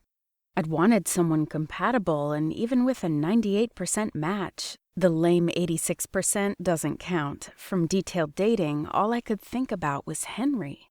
Checking my watch, I saw that the final doggy class had ended, along with my last chance to see Henry. I tossed and turned in bed that night, trying to push Henry out of my mind. My head battled with my heart for hours, but eventually my heart won out, and I let a few memories we'd shared wash over me. Curled up in my comforter, I replayed our conversations in my head. Every elbow nudge, every laugh, every touch. I wished I'd asked outright what he'd been up to that was so intense. I wished I'd let him know I was interested, and more than anything, I wished I could see those deep gray eyes again. Chapter 6. My coffee intake doubled Friday morning, and I still barely had the energy to make it to work. Too much tossing and turning all night. I parked my car and dragged my feet across the employee parking lot, debating swallowing my pride to ask Rach if Henry had said anything about my missing class. But then, what would be the point? He'd never shown anything other than friendly interest in me, so the logical thing to do was move on, right? Ugh, why did dating have to be so complicated? To distract myself from my dating debacles, I focused on customer reports all morning and was deep into typing up a customer inquiry for our sales team. It had been a pleasant call for a change. When my phone beeped, I leaned toward the speaker. Yes? Hi, Ellen. Ginger's perky receptionist voice rang out. Gilbert Watson would like to see you in the lobby. Frowning, I remembered it was Friday and checked my watch. Didn't he already meet with tech support? Yes, but he specifically asked to speak with you now. Her voice lowered. He's very insistent. Why didn't that surprise me? I'll be right out. With a few keystrokes on the computer, I checked Gilbert Watson's file to see if tech support, aka Teddy, had solved our client's laptop issues. No updates. Great, I had to walk out blind. I straightened my blouse, headed toward the lobby, and prepared myself for another rant from Gilbert Watson on how our software program was to blame for his computer issues and that we needed to pay up. pasting a smile on my face, I approached the tall elderly man in the lobby who stood next to a woman with short, curly white hair. "Good morning, Mr. Watson. I'm Ellen, the customer service rep you spoke with on the phone. How was your meeting with tech support?" He introduced me to his wife, then to my utter astonishment pumped my hand enthusiastically. "Wouldn't you know, it turns out I downloaded myself a virus containing spyware that slowed my computer and even made it stop sometimes. Had nothing to do with the software program at all." Gee, that's exactly what I tried to tell him, repeatedly. "I'm relieved to hear it wasn't our program, Mr. Watson." His brows came together suddenly as he felt the empty breast pocket on his collared shirt. "Left my glasses in the restroom." Then he turned around. "I'll be right back." Mrs. Watson chuckled as she watched the receptionist buzz her husband back to find his glasses. "Thank you for being so patient with Gilbert this past week, dear. When he gets it in his head that he's been taken advantage of, there's no reasoning with him. And from what I've heard, you've handled him very professionally. Can't tell you how many times I've made him apologize over the years." Her admission made my mouth curve upward, especially since he'd insisted several times that his wife agreed with him. "If you don't mind my asking, how long have you been married?" Her forehead crinkled and she tapped each finger against her thumb, counting. "It'll be 52 years this October." Clearly, my lack of sleep had taken its toll on my professionalism because I blurted out, "What made you decide to marry him?" Smiling as if the answer was obvious, she said, "Gilbert? Well, I loved him, of course." With 5 decades of marriage under her belt, this woman had to know the secret to making marriage work. "Yes, but how do you know that you were compatible? You must have had the same life goals, so you knew there wouldn't be conflicts, right?" Did my tone sound as desperate as I felt? "Throughout our marriage, I'm guessing our life goals, as you put it, have changed at least half a dozen times. As far as conflicts go, that man can drive me crazy as no one else in the world can, I assure you." She slid the back of her hand across her forehead as if to wipe pretend sweat away. "Still, I couldn't imagine spending my life with anyone else but Gilbert." She had to be kidding me. These were her magic words of wisdom? That she couldn't imagine living without him? More than 50% of marriages end in divorce, Mrs. Watson. In order to make that lifelong decision, how did you know it would last forever? "I guess I didn't." She put her hand on my forearm. "But I wasn't going to lose him because of statistics. I loved him, and I went for it." She winked at me. "Good thing, too, wouldn't you say?" As if on cue, Gilbert strode into the lobby with his computer case slung over his shoulder and held up his glasses. "Forgot my laptop, too. Isn't that a hoot?" "Gilbert." She nudged his arm. "What am I going to do with you?" We said polite goodbyes, and as I watched Mr. and Mrs. Watson head out of the lobby, holding hands after half a century of marriage, it felt like a blindfold had been lifted. There were no guarantees. If you love someone, you either go for it or you don't. Wait, love? Where'd that come from? I hadn't even known Henry a week, and I certainly didn't believe in love at first sight. What a ridiculous notion for a strong, smart woman. Storybook love doesn't exist in real life. Yet, when I'd first met Henry and looked into those deep, dark gray eyes, and every time I'd talked to him since, it had felt like storybook love. Okay, forget my pride. I had to find Rachel. Rachel came to the office after lunch, and I stormed into her cubicle. "Where have you been?" "Ran to the mall at lunch, and guess what I got?" She smiled, apparently oblivious to my desperation, as she set a double-handled silver shopping bag on her desk, pulled out a shiny white shoebox, and handed it to me. "Surprise!" No way. I lifted the top, pushed the tissue aside, and immediately recognized the stunning pair of red stilettos I'd tried on last week but passed on in favor of the more practical black boots. "You went back for these? What for?" She pulled them out of the box and displayed them in the air as we both stared at them in awe. "After Chester made his little chew toy mistake, you wouldn't let me buy you new boots, so I decided to get you the pair you really wanted." I slid my fingers over the smooth, sexy heels. "They're as gorgeous as I remember, thanks." I gave her a quick hug. You didn't have to do that. It's the least I could do after you introduced my sweet baby to Simply Skilled. She put the heels back in the box and leaned against her desk, wearing an excited expression. Since yesterday was the last class, Abby Wilson let us choose a special skill for our babies to master, and guess what? My smart boy can now do his business in a litter box. So much for breaking him of his destructive chew habit. You trained your dog to use a litter box? Like a cat? Yes. She nodded enthusiastically. In just one class, too. My baby is super smart. Yeah, except when he's hoovering globs of hair from my brush.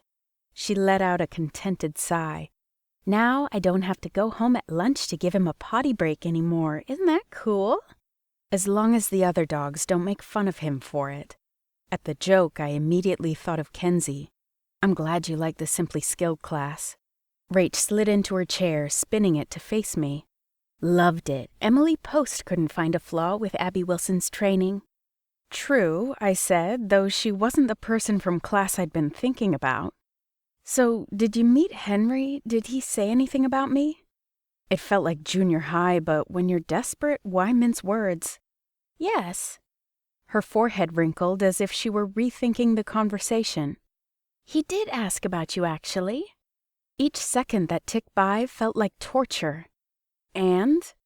Well, at first we introduced ourselves. He wondered where you were, yada yada. She waved her hand in the air as if to skip to the point. Then, get this, he asked if I thought your dates with Craig were going anywhere. My heart started pounding. That had to be a good sign. Really? Her eyes narrowed. Don't worry, I gave him a piece of my mind. Oh no. Well, what do you mean? She crossed her arms. I told him plain and simple that if he liked you, and it kind of seemed like he did with the way he hung on every word I said, then he should have asked you out himself, not go digging for information from your friend. She peeked up at me with a smug smile. Then he asked for your number. The pounding in my chest upgraded to galloping. He did? Don't worry, I told him he was too late because you were out with that detailed dating guy again and how compatible you both were. Then I may have gone off about why men pretend to be one way and then act another way.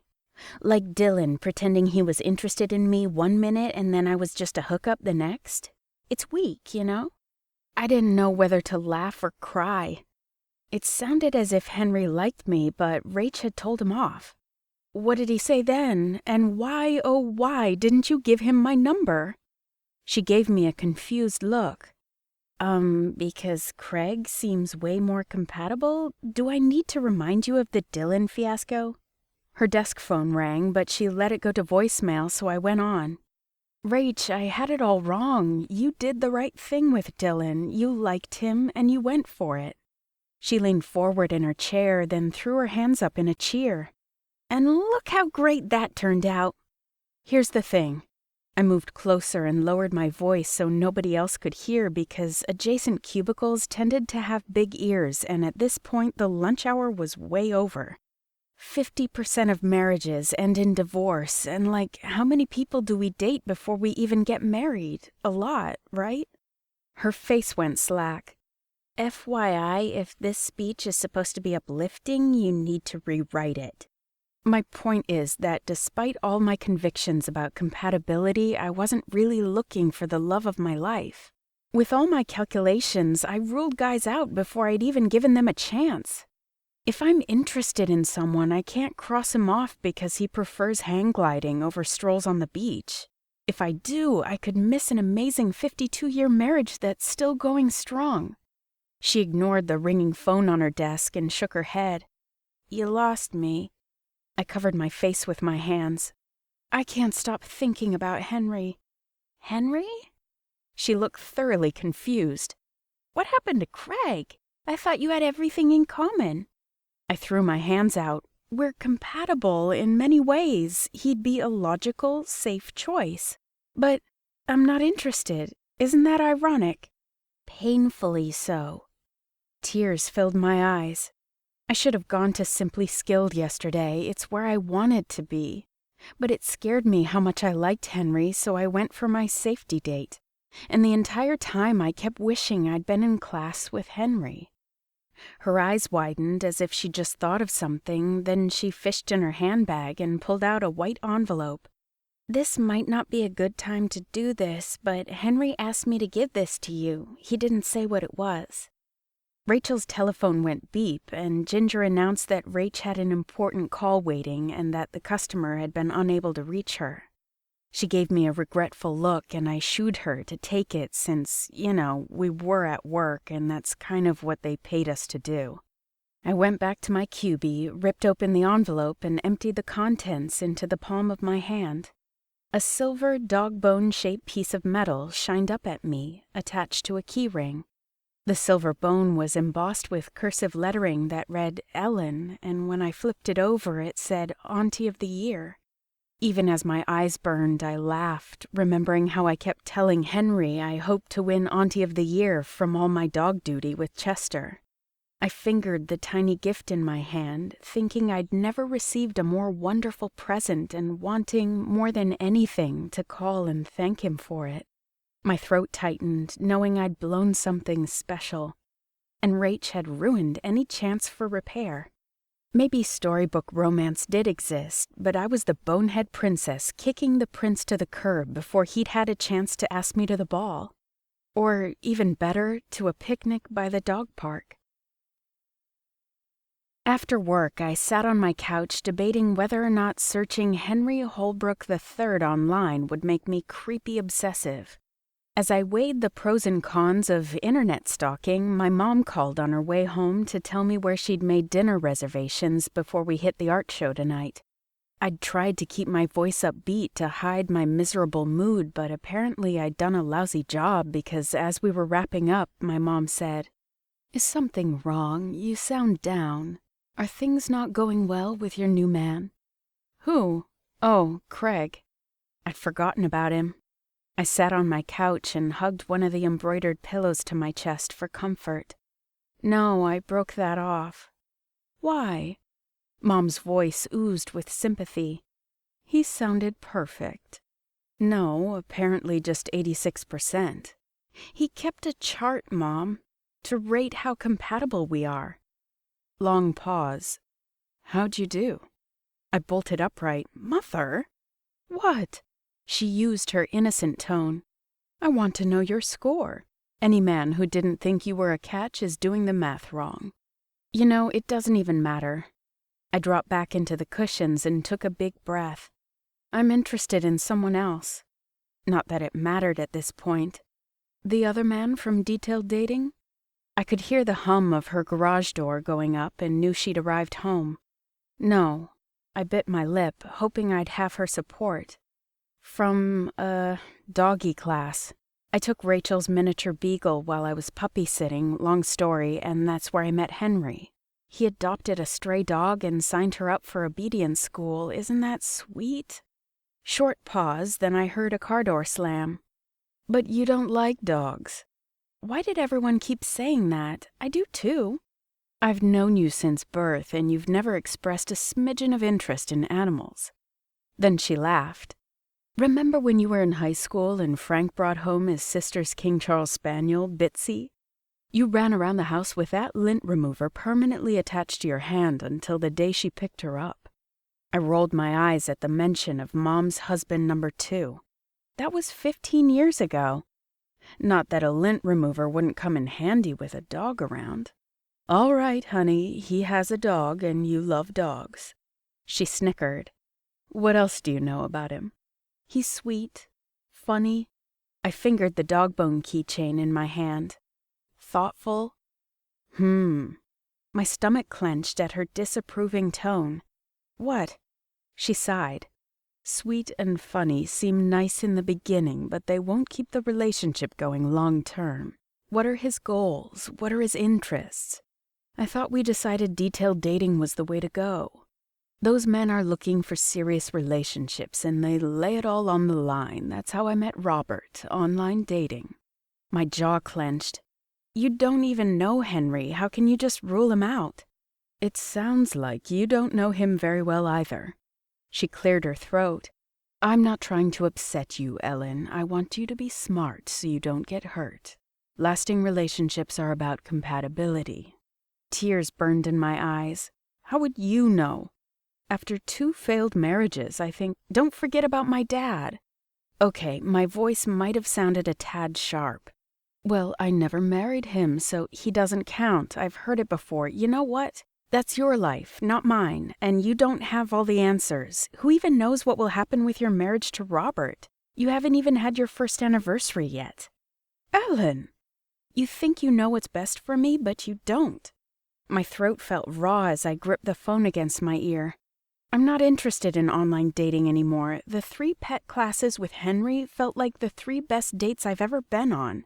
It was different with him, not a crush or infatuation. It felt right.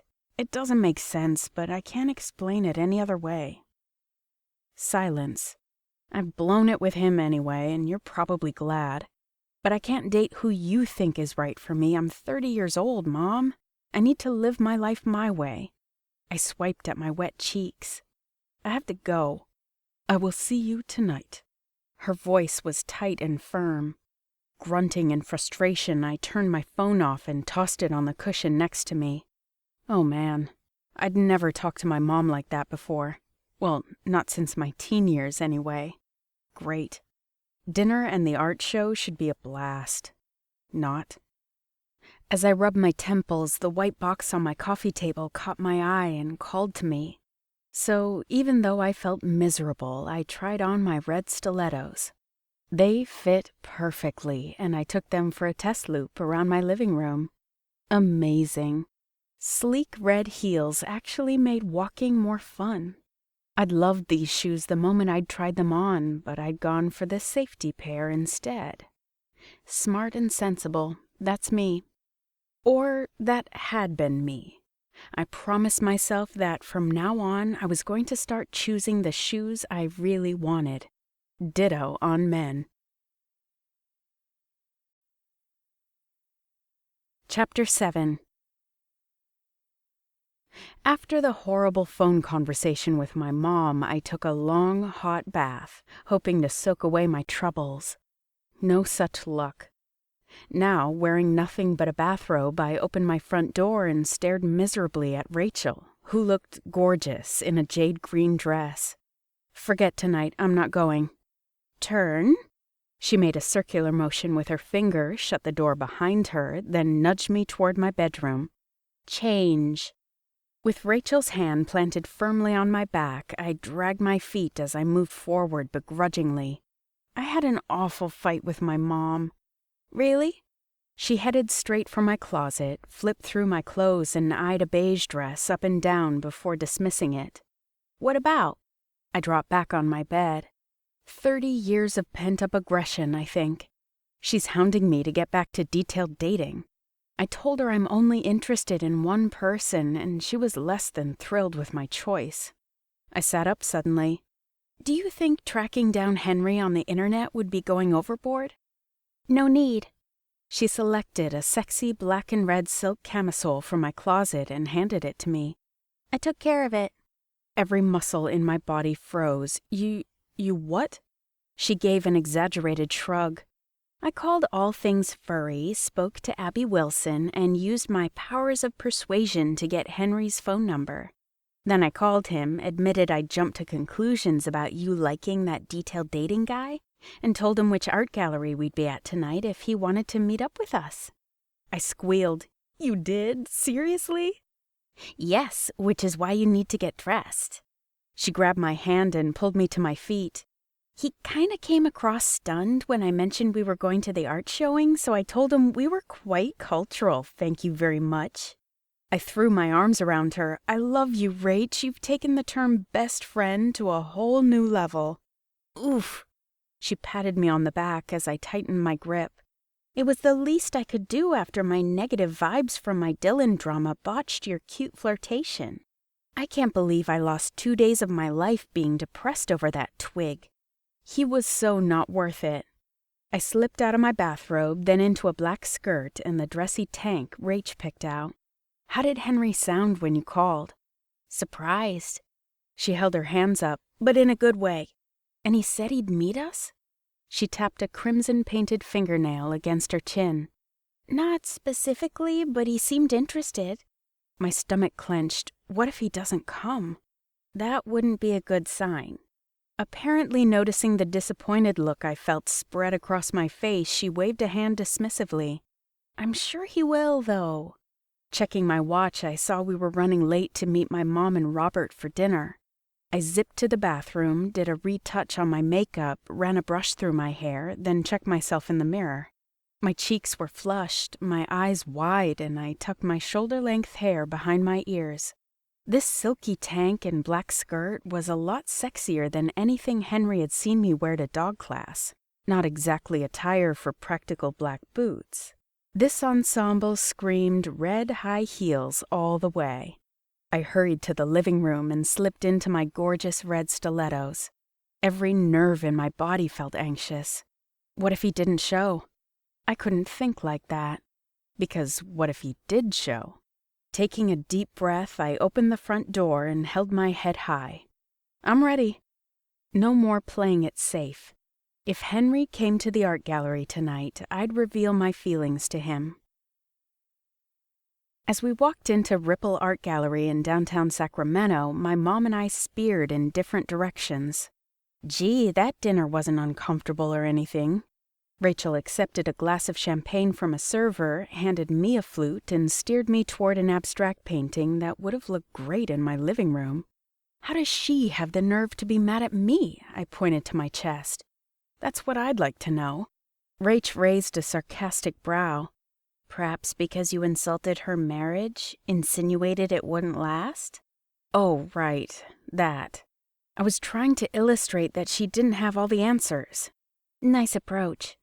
She clinked her glass to mine. Not.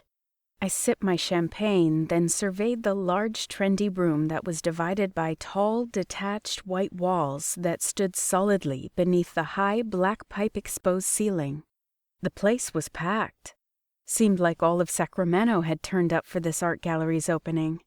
Everyone except one person. I turned back to the painting, trying not to show my disappointment. I don't see him. Relax, we just got here. She pivoted slowly, her eyes scanning the room. Wait. Yes, I think that's him behind that wooden beam. Nice and early, too. Not exactly playing hard to get. I gasped. Where? Back left corner of the room. She squinted, then put a hand to her mouth. Oh, wow. What? I demanded, not daring to turn around. Yesterday he'd been wearing sweats and had major stubble. Sounded familiar to me. And? Her eyes descended presumably from his head down to his toes. Let's just say he sure cleans up well. As my heart thumped in my chest, I peeked over my shoulder. My eyes skipped past groups of people chatting, sipping champagne, and tasting hors d'oeuvres until they came to rest on a GQ version of Henry. Wow was an understatement. He'd transitioned from sexy in an understated way to absolutely gorgeous in a universal cover model way. He wore slacks, a black collared shirt, and his tousled hair complemented his now clean-shaven face. Even from across the room, his eyes still got me too.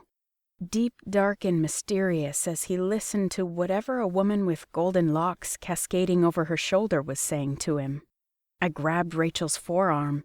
Who's he talking to? Ouch! She yanked her arm away. Get a grip, girl. Turning on my heel, I pretended to study a black and white painting. If he's trying to make me jealous, it's working. Buzzing chatter filled the room, and a couple pushed their way toward the painting we were pretty much blocking, so we scooted down the wall to the next one. Think about it, Ellen. Why would he come to meet you at this art gallery if he was on a date? That makes no sense. I nodded, thankful for her logic. Good point. Then we both watched as the beautiful woman put an arm around Henry, gesturing to the painting next to them, then whispered something close to his ear. A pang jolted through me. She must be a pretty good friend. Well, you'll never know who she is until you ask. She laced her arm through mine and led me in his direction. You were all desperate that you'd never see him again, and now he's here, so go get him." The shy part of me wanted to run the other way, but I forced myself to keep walking. What if Rach had it wrong? What if he really was on a date and only had come to meet us to be polite? Just a night out to talk about the dogs and what they'd learned in class? "Good luck," Rachel whispered, then made herself scarce. When I was still several feet away, he glanced up and met my gaze. As I approached slowly, turns out sexy heels are no picnic to balance in, I swear he did a double take. Excitement flitted through me. He wasn't the only one who'd gone from casual to sexy. "Excuse me," he said to the woman, then came toward me until we were standing face to face. "Ellen." "Henry?" Here he was, right in front of me, the guy I'd been obsessing over. And I could see why. Whether in sweats or slacks, he made me all gooey inside. He stood mere inches away, and I could barely resist doing what every part of me wanted to do, snuggle up to him and breathe in his delicious musky cologne without space between us. "Thank you for the keychain," I said finally. He looked almost shy for a moment. "I thought I'd be giving it to you in person. I was surprised when you skipped the last class. Your friend Rachel said you were busy." "So much for small talk. Oh, that. Yeah, I'd been trying to fulfill a dating theory." He gave me a curious look, like he wasn't sure if I was kidding or not. "You mean an experiment?" "Exactly." Without thinking, I tapped the back of my hand against his chest, which was solid in a very distracting way. Where was I? Oh, right, bearing my soul. Breathe, Ellen. I've had this idea about love, that in order to find it and for it to last, I had to make sure to meet someone who had the same goals and interests as me, which is why I signed up for detailed dating. You remember that online dating website with the red pen? He raised his brows in a playful way. Right. Good memory. I lifted my glass toward him, trying to lighten the mood. Through their recommended matches, I screened profiles, ruled out a few with probable conflicts, then emailed 10 potentials. Out of those, only 2 made it past my 3rd week of email screening. When I paused for a moment, he said, "And?" I bit my lip, remembering back. "My first date was scheduled the same night I met you." He ran a hand through his hair, making it look even sexier. "You mentioned the next day you were seeing someone you met online, but your friend said that's over?" I nodded. "What happened?" I took a bracing breath. "Last night, I almost called my date Henry." My face flushed. "What does that tell you?"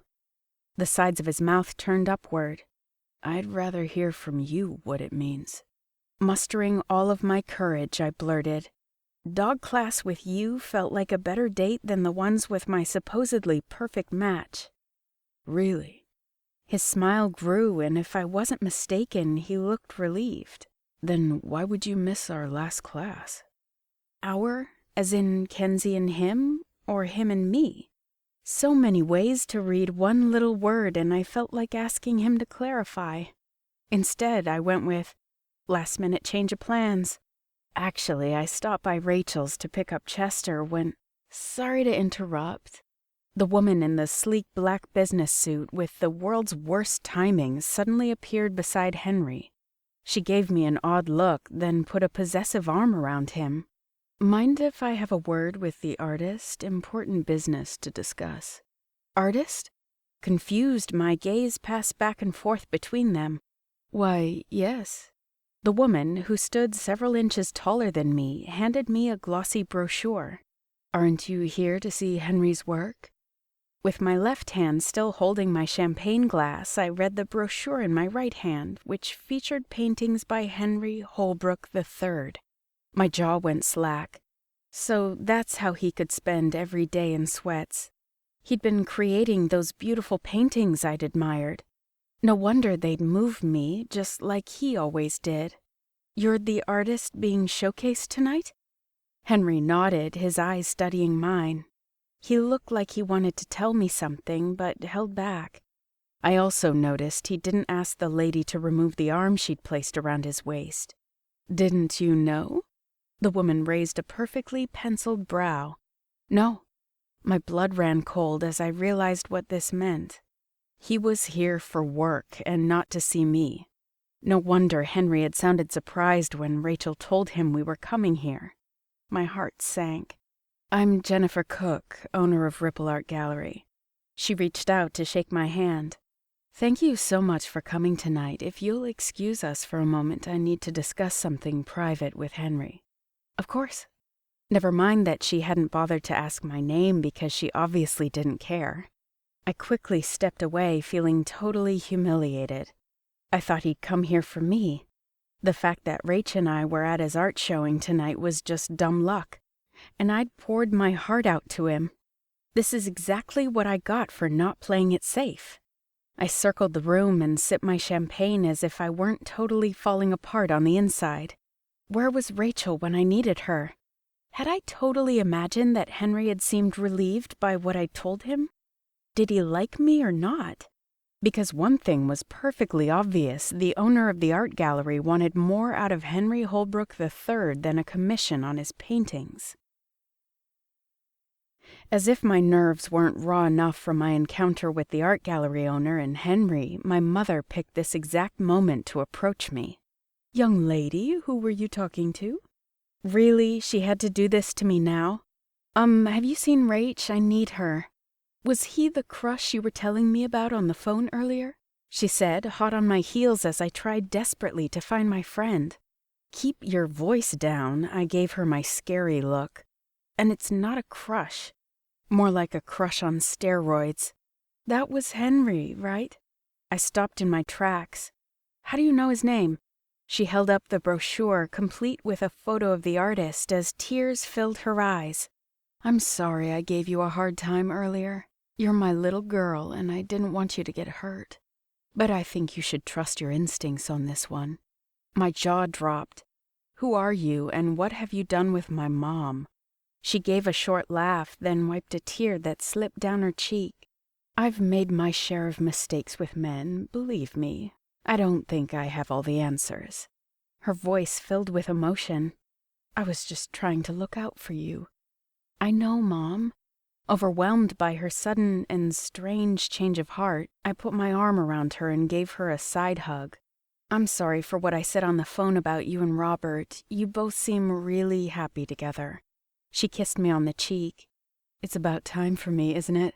I'm sure it'll be that way for you, too. I spotted Henry and Jennifer across the room. Definitely not anytime soon. Not with Jennifer Cook around. She was clearly the better match for him. In addition to being confident and beautiful, she and Henry shared passion for the art world. I, on the other hand, had taken art history pass-fail so I wouldn't ruin my GPA. Oh, Ellen. My mom squeezed me around the waist. He's not interested in her. Are you not seeing what I'm seeing? That's the owner of the art gallery, Mom. I gestured toward where they were having a serious discussion. Jennifer had her arm around him yet again. Face it, she's way better suited for him. I can't even tell a Monet from a Sisley. Well, not unless there's a water lily involved. Oh, I'm sure that's just business, she said dismissively. This was getting scary. My very practical mom had sudden faith in Henry? An artist? Not exactly the stable career choice she'd normally opt for. Although a lot of his paintings did have a sold card placed over the title. I was about to ask Mom about her new attitude when Jennifer detached herself from Henry and strode off toward the front of the room. At the same time, my mom told me she needed to go check on something. Out of nowhere, a face appeared in front of me. Ellen! I jumped back. Rachel, where have you been? Major emergency. She held up her cell phone. Gina finally broke up with George. She needs me to come over pronto. I want to bring champagne and celebrate, but obviously she's not there yet. No, I'd wait on that one. I sighed. Guess my mom can take me home. Another love bites the dust. Yeah, but we knew their days were numbered. She gave me a concerned look. Oh wait, did you mean Gina or you? What's wrong? Why aren't you with Henry? The owner of the art gallery, that's why. A waiter strode by and swapped my empty champagne glass for a new one. Henry's the artist she's showcasing tonight, and judging by her actions, she'd like to showcase more than his paintings. Rach threw her head back and laughed. That's a good one. Not the sympathetic response I'd expected.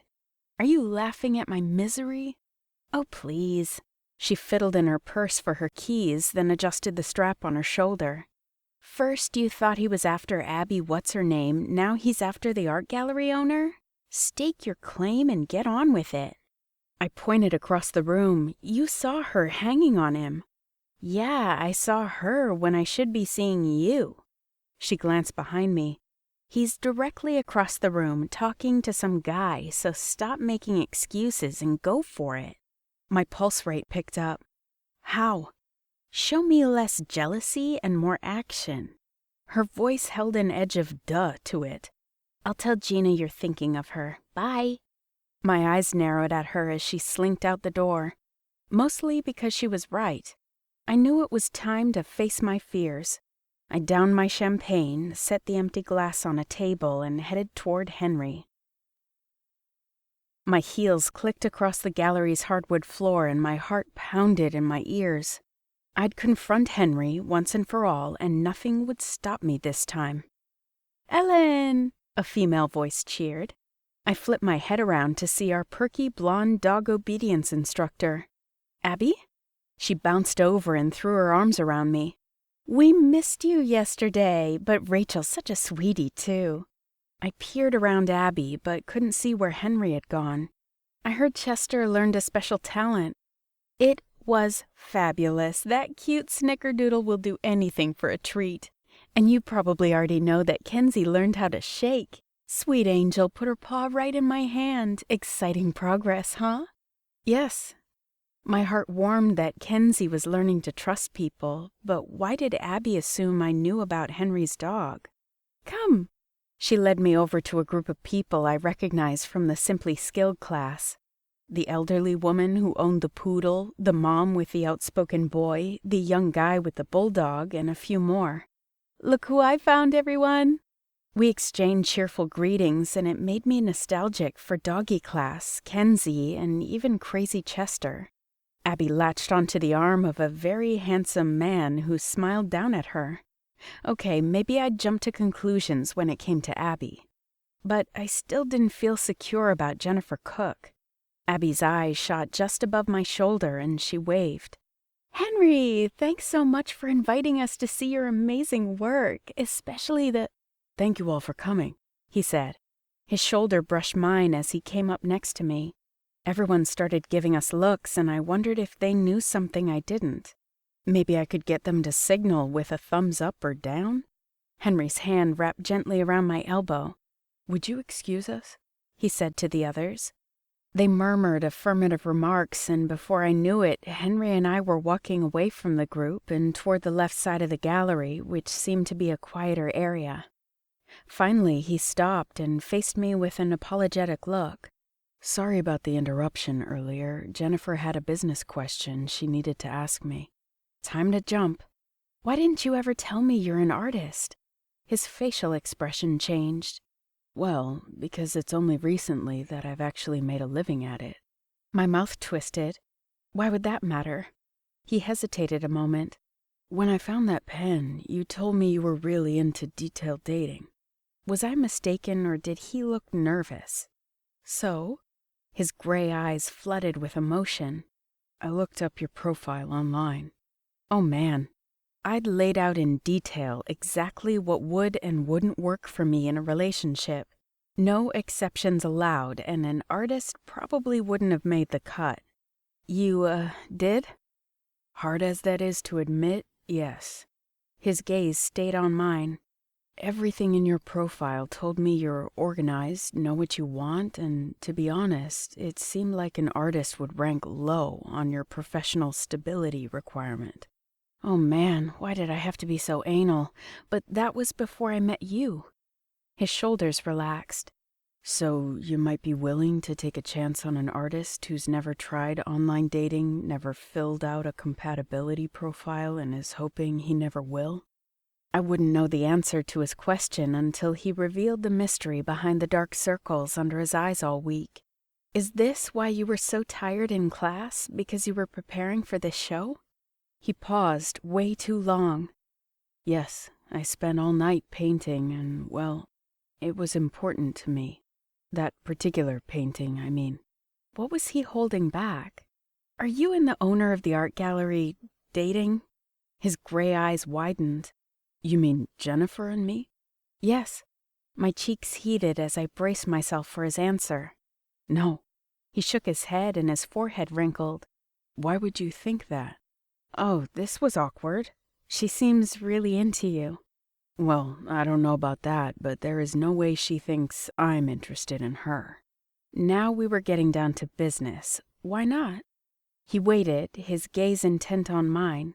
She just wouldn't think that, trust me. How come you avoid answering my questions, like when you showed up to All Things Furry looking exhausted and mentioned you'd been talking to Abby Wilson after class? When I asked what you'd been doing the night before, I couldn't get a straight answer out of you, so I assumed... His brows came together as he put two and two together, then his eyes bulged. You thought Abby and I pictured Abby and her hot date. Yeah, I'd been off the mark on that one. Still... Well, how should I know? You were obviously hiding something. His face sobered. I was, but not what you think. Wow, I couldn't believe he finally admitted it. Well, aren't you going to tell me what you'd really been doing? No. His face turned serious. I'm going to show you. He slipped his hand in mine, causing tingles to wander up my arm as he led me to the opposite corner of the room. We squeezed by various people, some who were talking and others who were gazing appreciatively at the art around them, and I couldn't stop wondering what he'd been doing to cause those deep circles under his eyes. In the very back of the room, we stopped in front of a painting. Of me. It was entitled Love at First Glance, and my breath caught. He captured my expression perfectly. It was the same look I'd gone over 1,000,000 times in my own mind, only from his viewpoint. The painting focused on the woman's green eyes with brown flecks, my eyes, and the appreciative look I'd given Henry when he'd offered to rescue my friend's dog. Tears blurred my vision as I stared at the painting. All this time I'd wondered what had caused those dark circles under his eyes. It had been the hours he'd spent picturing me in his mind, painting me. And all that time, I'd been thinking of him, too. Well, he nudged my shoulder a little while still holding my hand. Aren't you gonna say something? My mouth opened, then quickly closed. What was that yellow card above the title? My head whipped around and I frowned up at him, accusingly. The card above the title says sold. He reached out to smooth my hair back from my face. That's what Jennifer had to talk to me about earlier. It wasn't for sale, and a woman insisted that she be allowed to buy it. Since she was someone I need to win over, I couldn't say no. My mouth dropped open. First Abby, then Jennifer, and now another mystery woman? Who would you sell my painting to in order to win her over? But inside, I already knew. He looked as if he were trying to hold in a laugh. Your mother. My lips twitched at the confirmation I'd been right. Even though we had our issues, I sure did love my mom. She can be a little overbearing at times. Good to know. He tucked my hair behind my ear, brushed his lips past my cheek, then whispered, She promised to let us come over any time to visit it. Ha! So that's why my mom had been so sure about Henry. She'd seen the painting. Anyone who saw it would know how much time, love, and care had gone into each brushstroke. Even Jennifer Cook. No wonder she'd given me a weird look when we met. She'd recognized me. I tore my eyes from the painting, gazed up at Henry, and melted against him. Henry? He played with my hair as his deep gray eyes met mine. Yes? You do realize you're going to have to ask me out, right? I moistened my lips. How can it be love at first glance when we've only attended doggy class together? He leaned his forehead against mine. Every time I'm with you feels like a date. I leaned close to his ear. If that's the case, this makes number 4. His face took on a serious quality. I'm going to ask you to marry me very soon. My heart pounded in my chest. I'm going to say yes. His mouth crept into a small smile. For now, I'm going to kiss you. It's about time. His lips pressed against my cheek again, heat igniting against my skin, and my shoulder curled in as I savored the feeling. I was afraid I'd have to attend more doggy school before you ever made your move. Finally, our mouths came together and a blissful feeling settled over me. After all the hard work I'd gone through trying to find love, it had found me instead. No sooner than we'd started our second kiss when clapping erupted around us. We pulled back slowly and turned around to face a crowd. Abby Wilson, standing front and center, whistled with 2 fingers in her mouth. The elderly woman winked knowingly at me. My mom stood next to Robert, teary-eyed and with a hand over her heart. Although I'd thought I should go with the safe and screened choices, my heart had told me to give this guy a chance. And I'm glad I did. When it comes to men, there are no hard and fast rules. Sometimes online dating works out, sometimes it doesn't. You can use your head, follow your heart, or with one single glance, you might just fall in love at first date. This has been The Happiest Place, River City Sweethearts, written by Susan Hattler, narrated by Martha Lee. Copyright 2012 by Susan Hattler. Production copyright 2014 by Susan Hattler. Susan Hattler is a New York Times best-selling author of sweet, heartfelt romances filled with humor and emotion, as well as captivating young adult novels. Her books have charmed readers worldwide and have been translated from English into German, Italian, French, Spanish, Dutch, and Portuguese. A born optimist, Susan believes life is amazing, people are fascinating, and imagination is endless. She loves spending time with her unforgettable characters and hopes that you will too.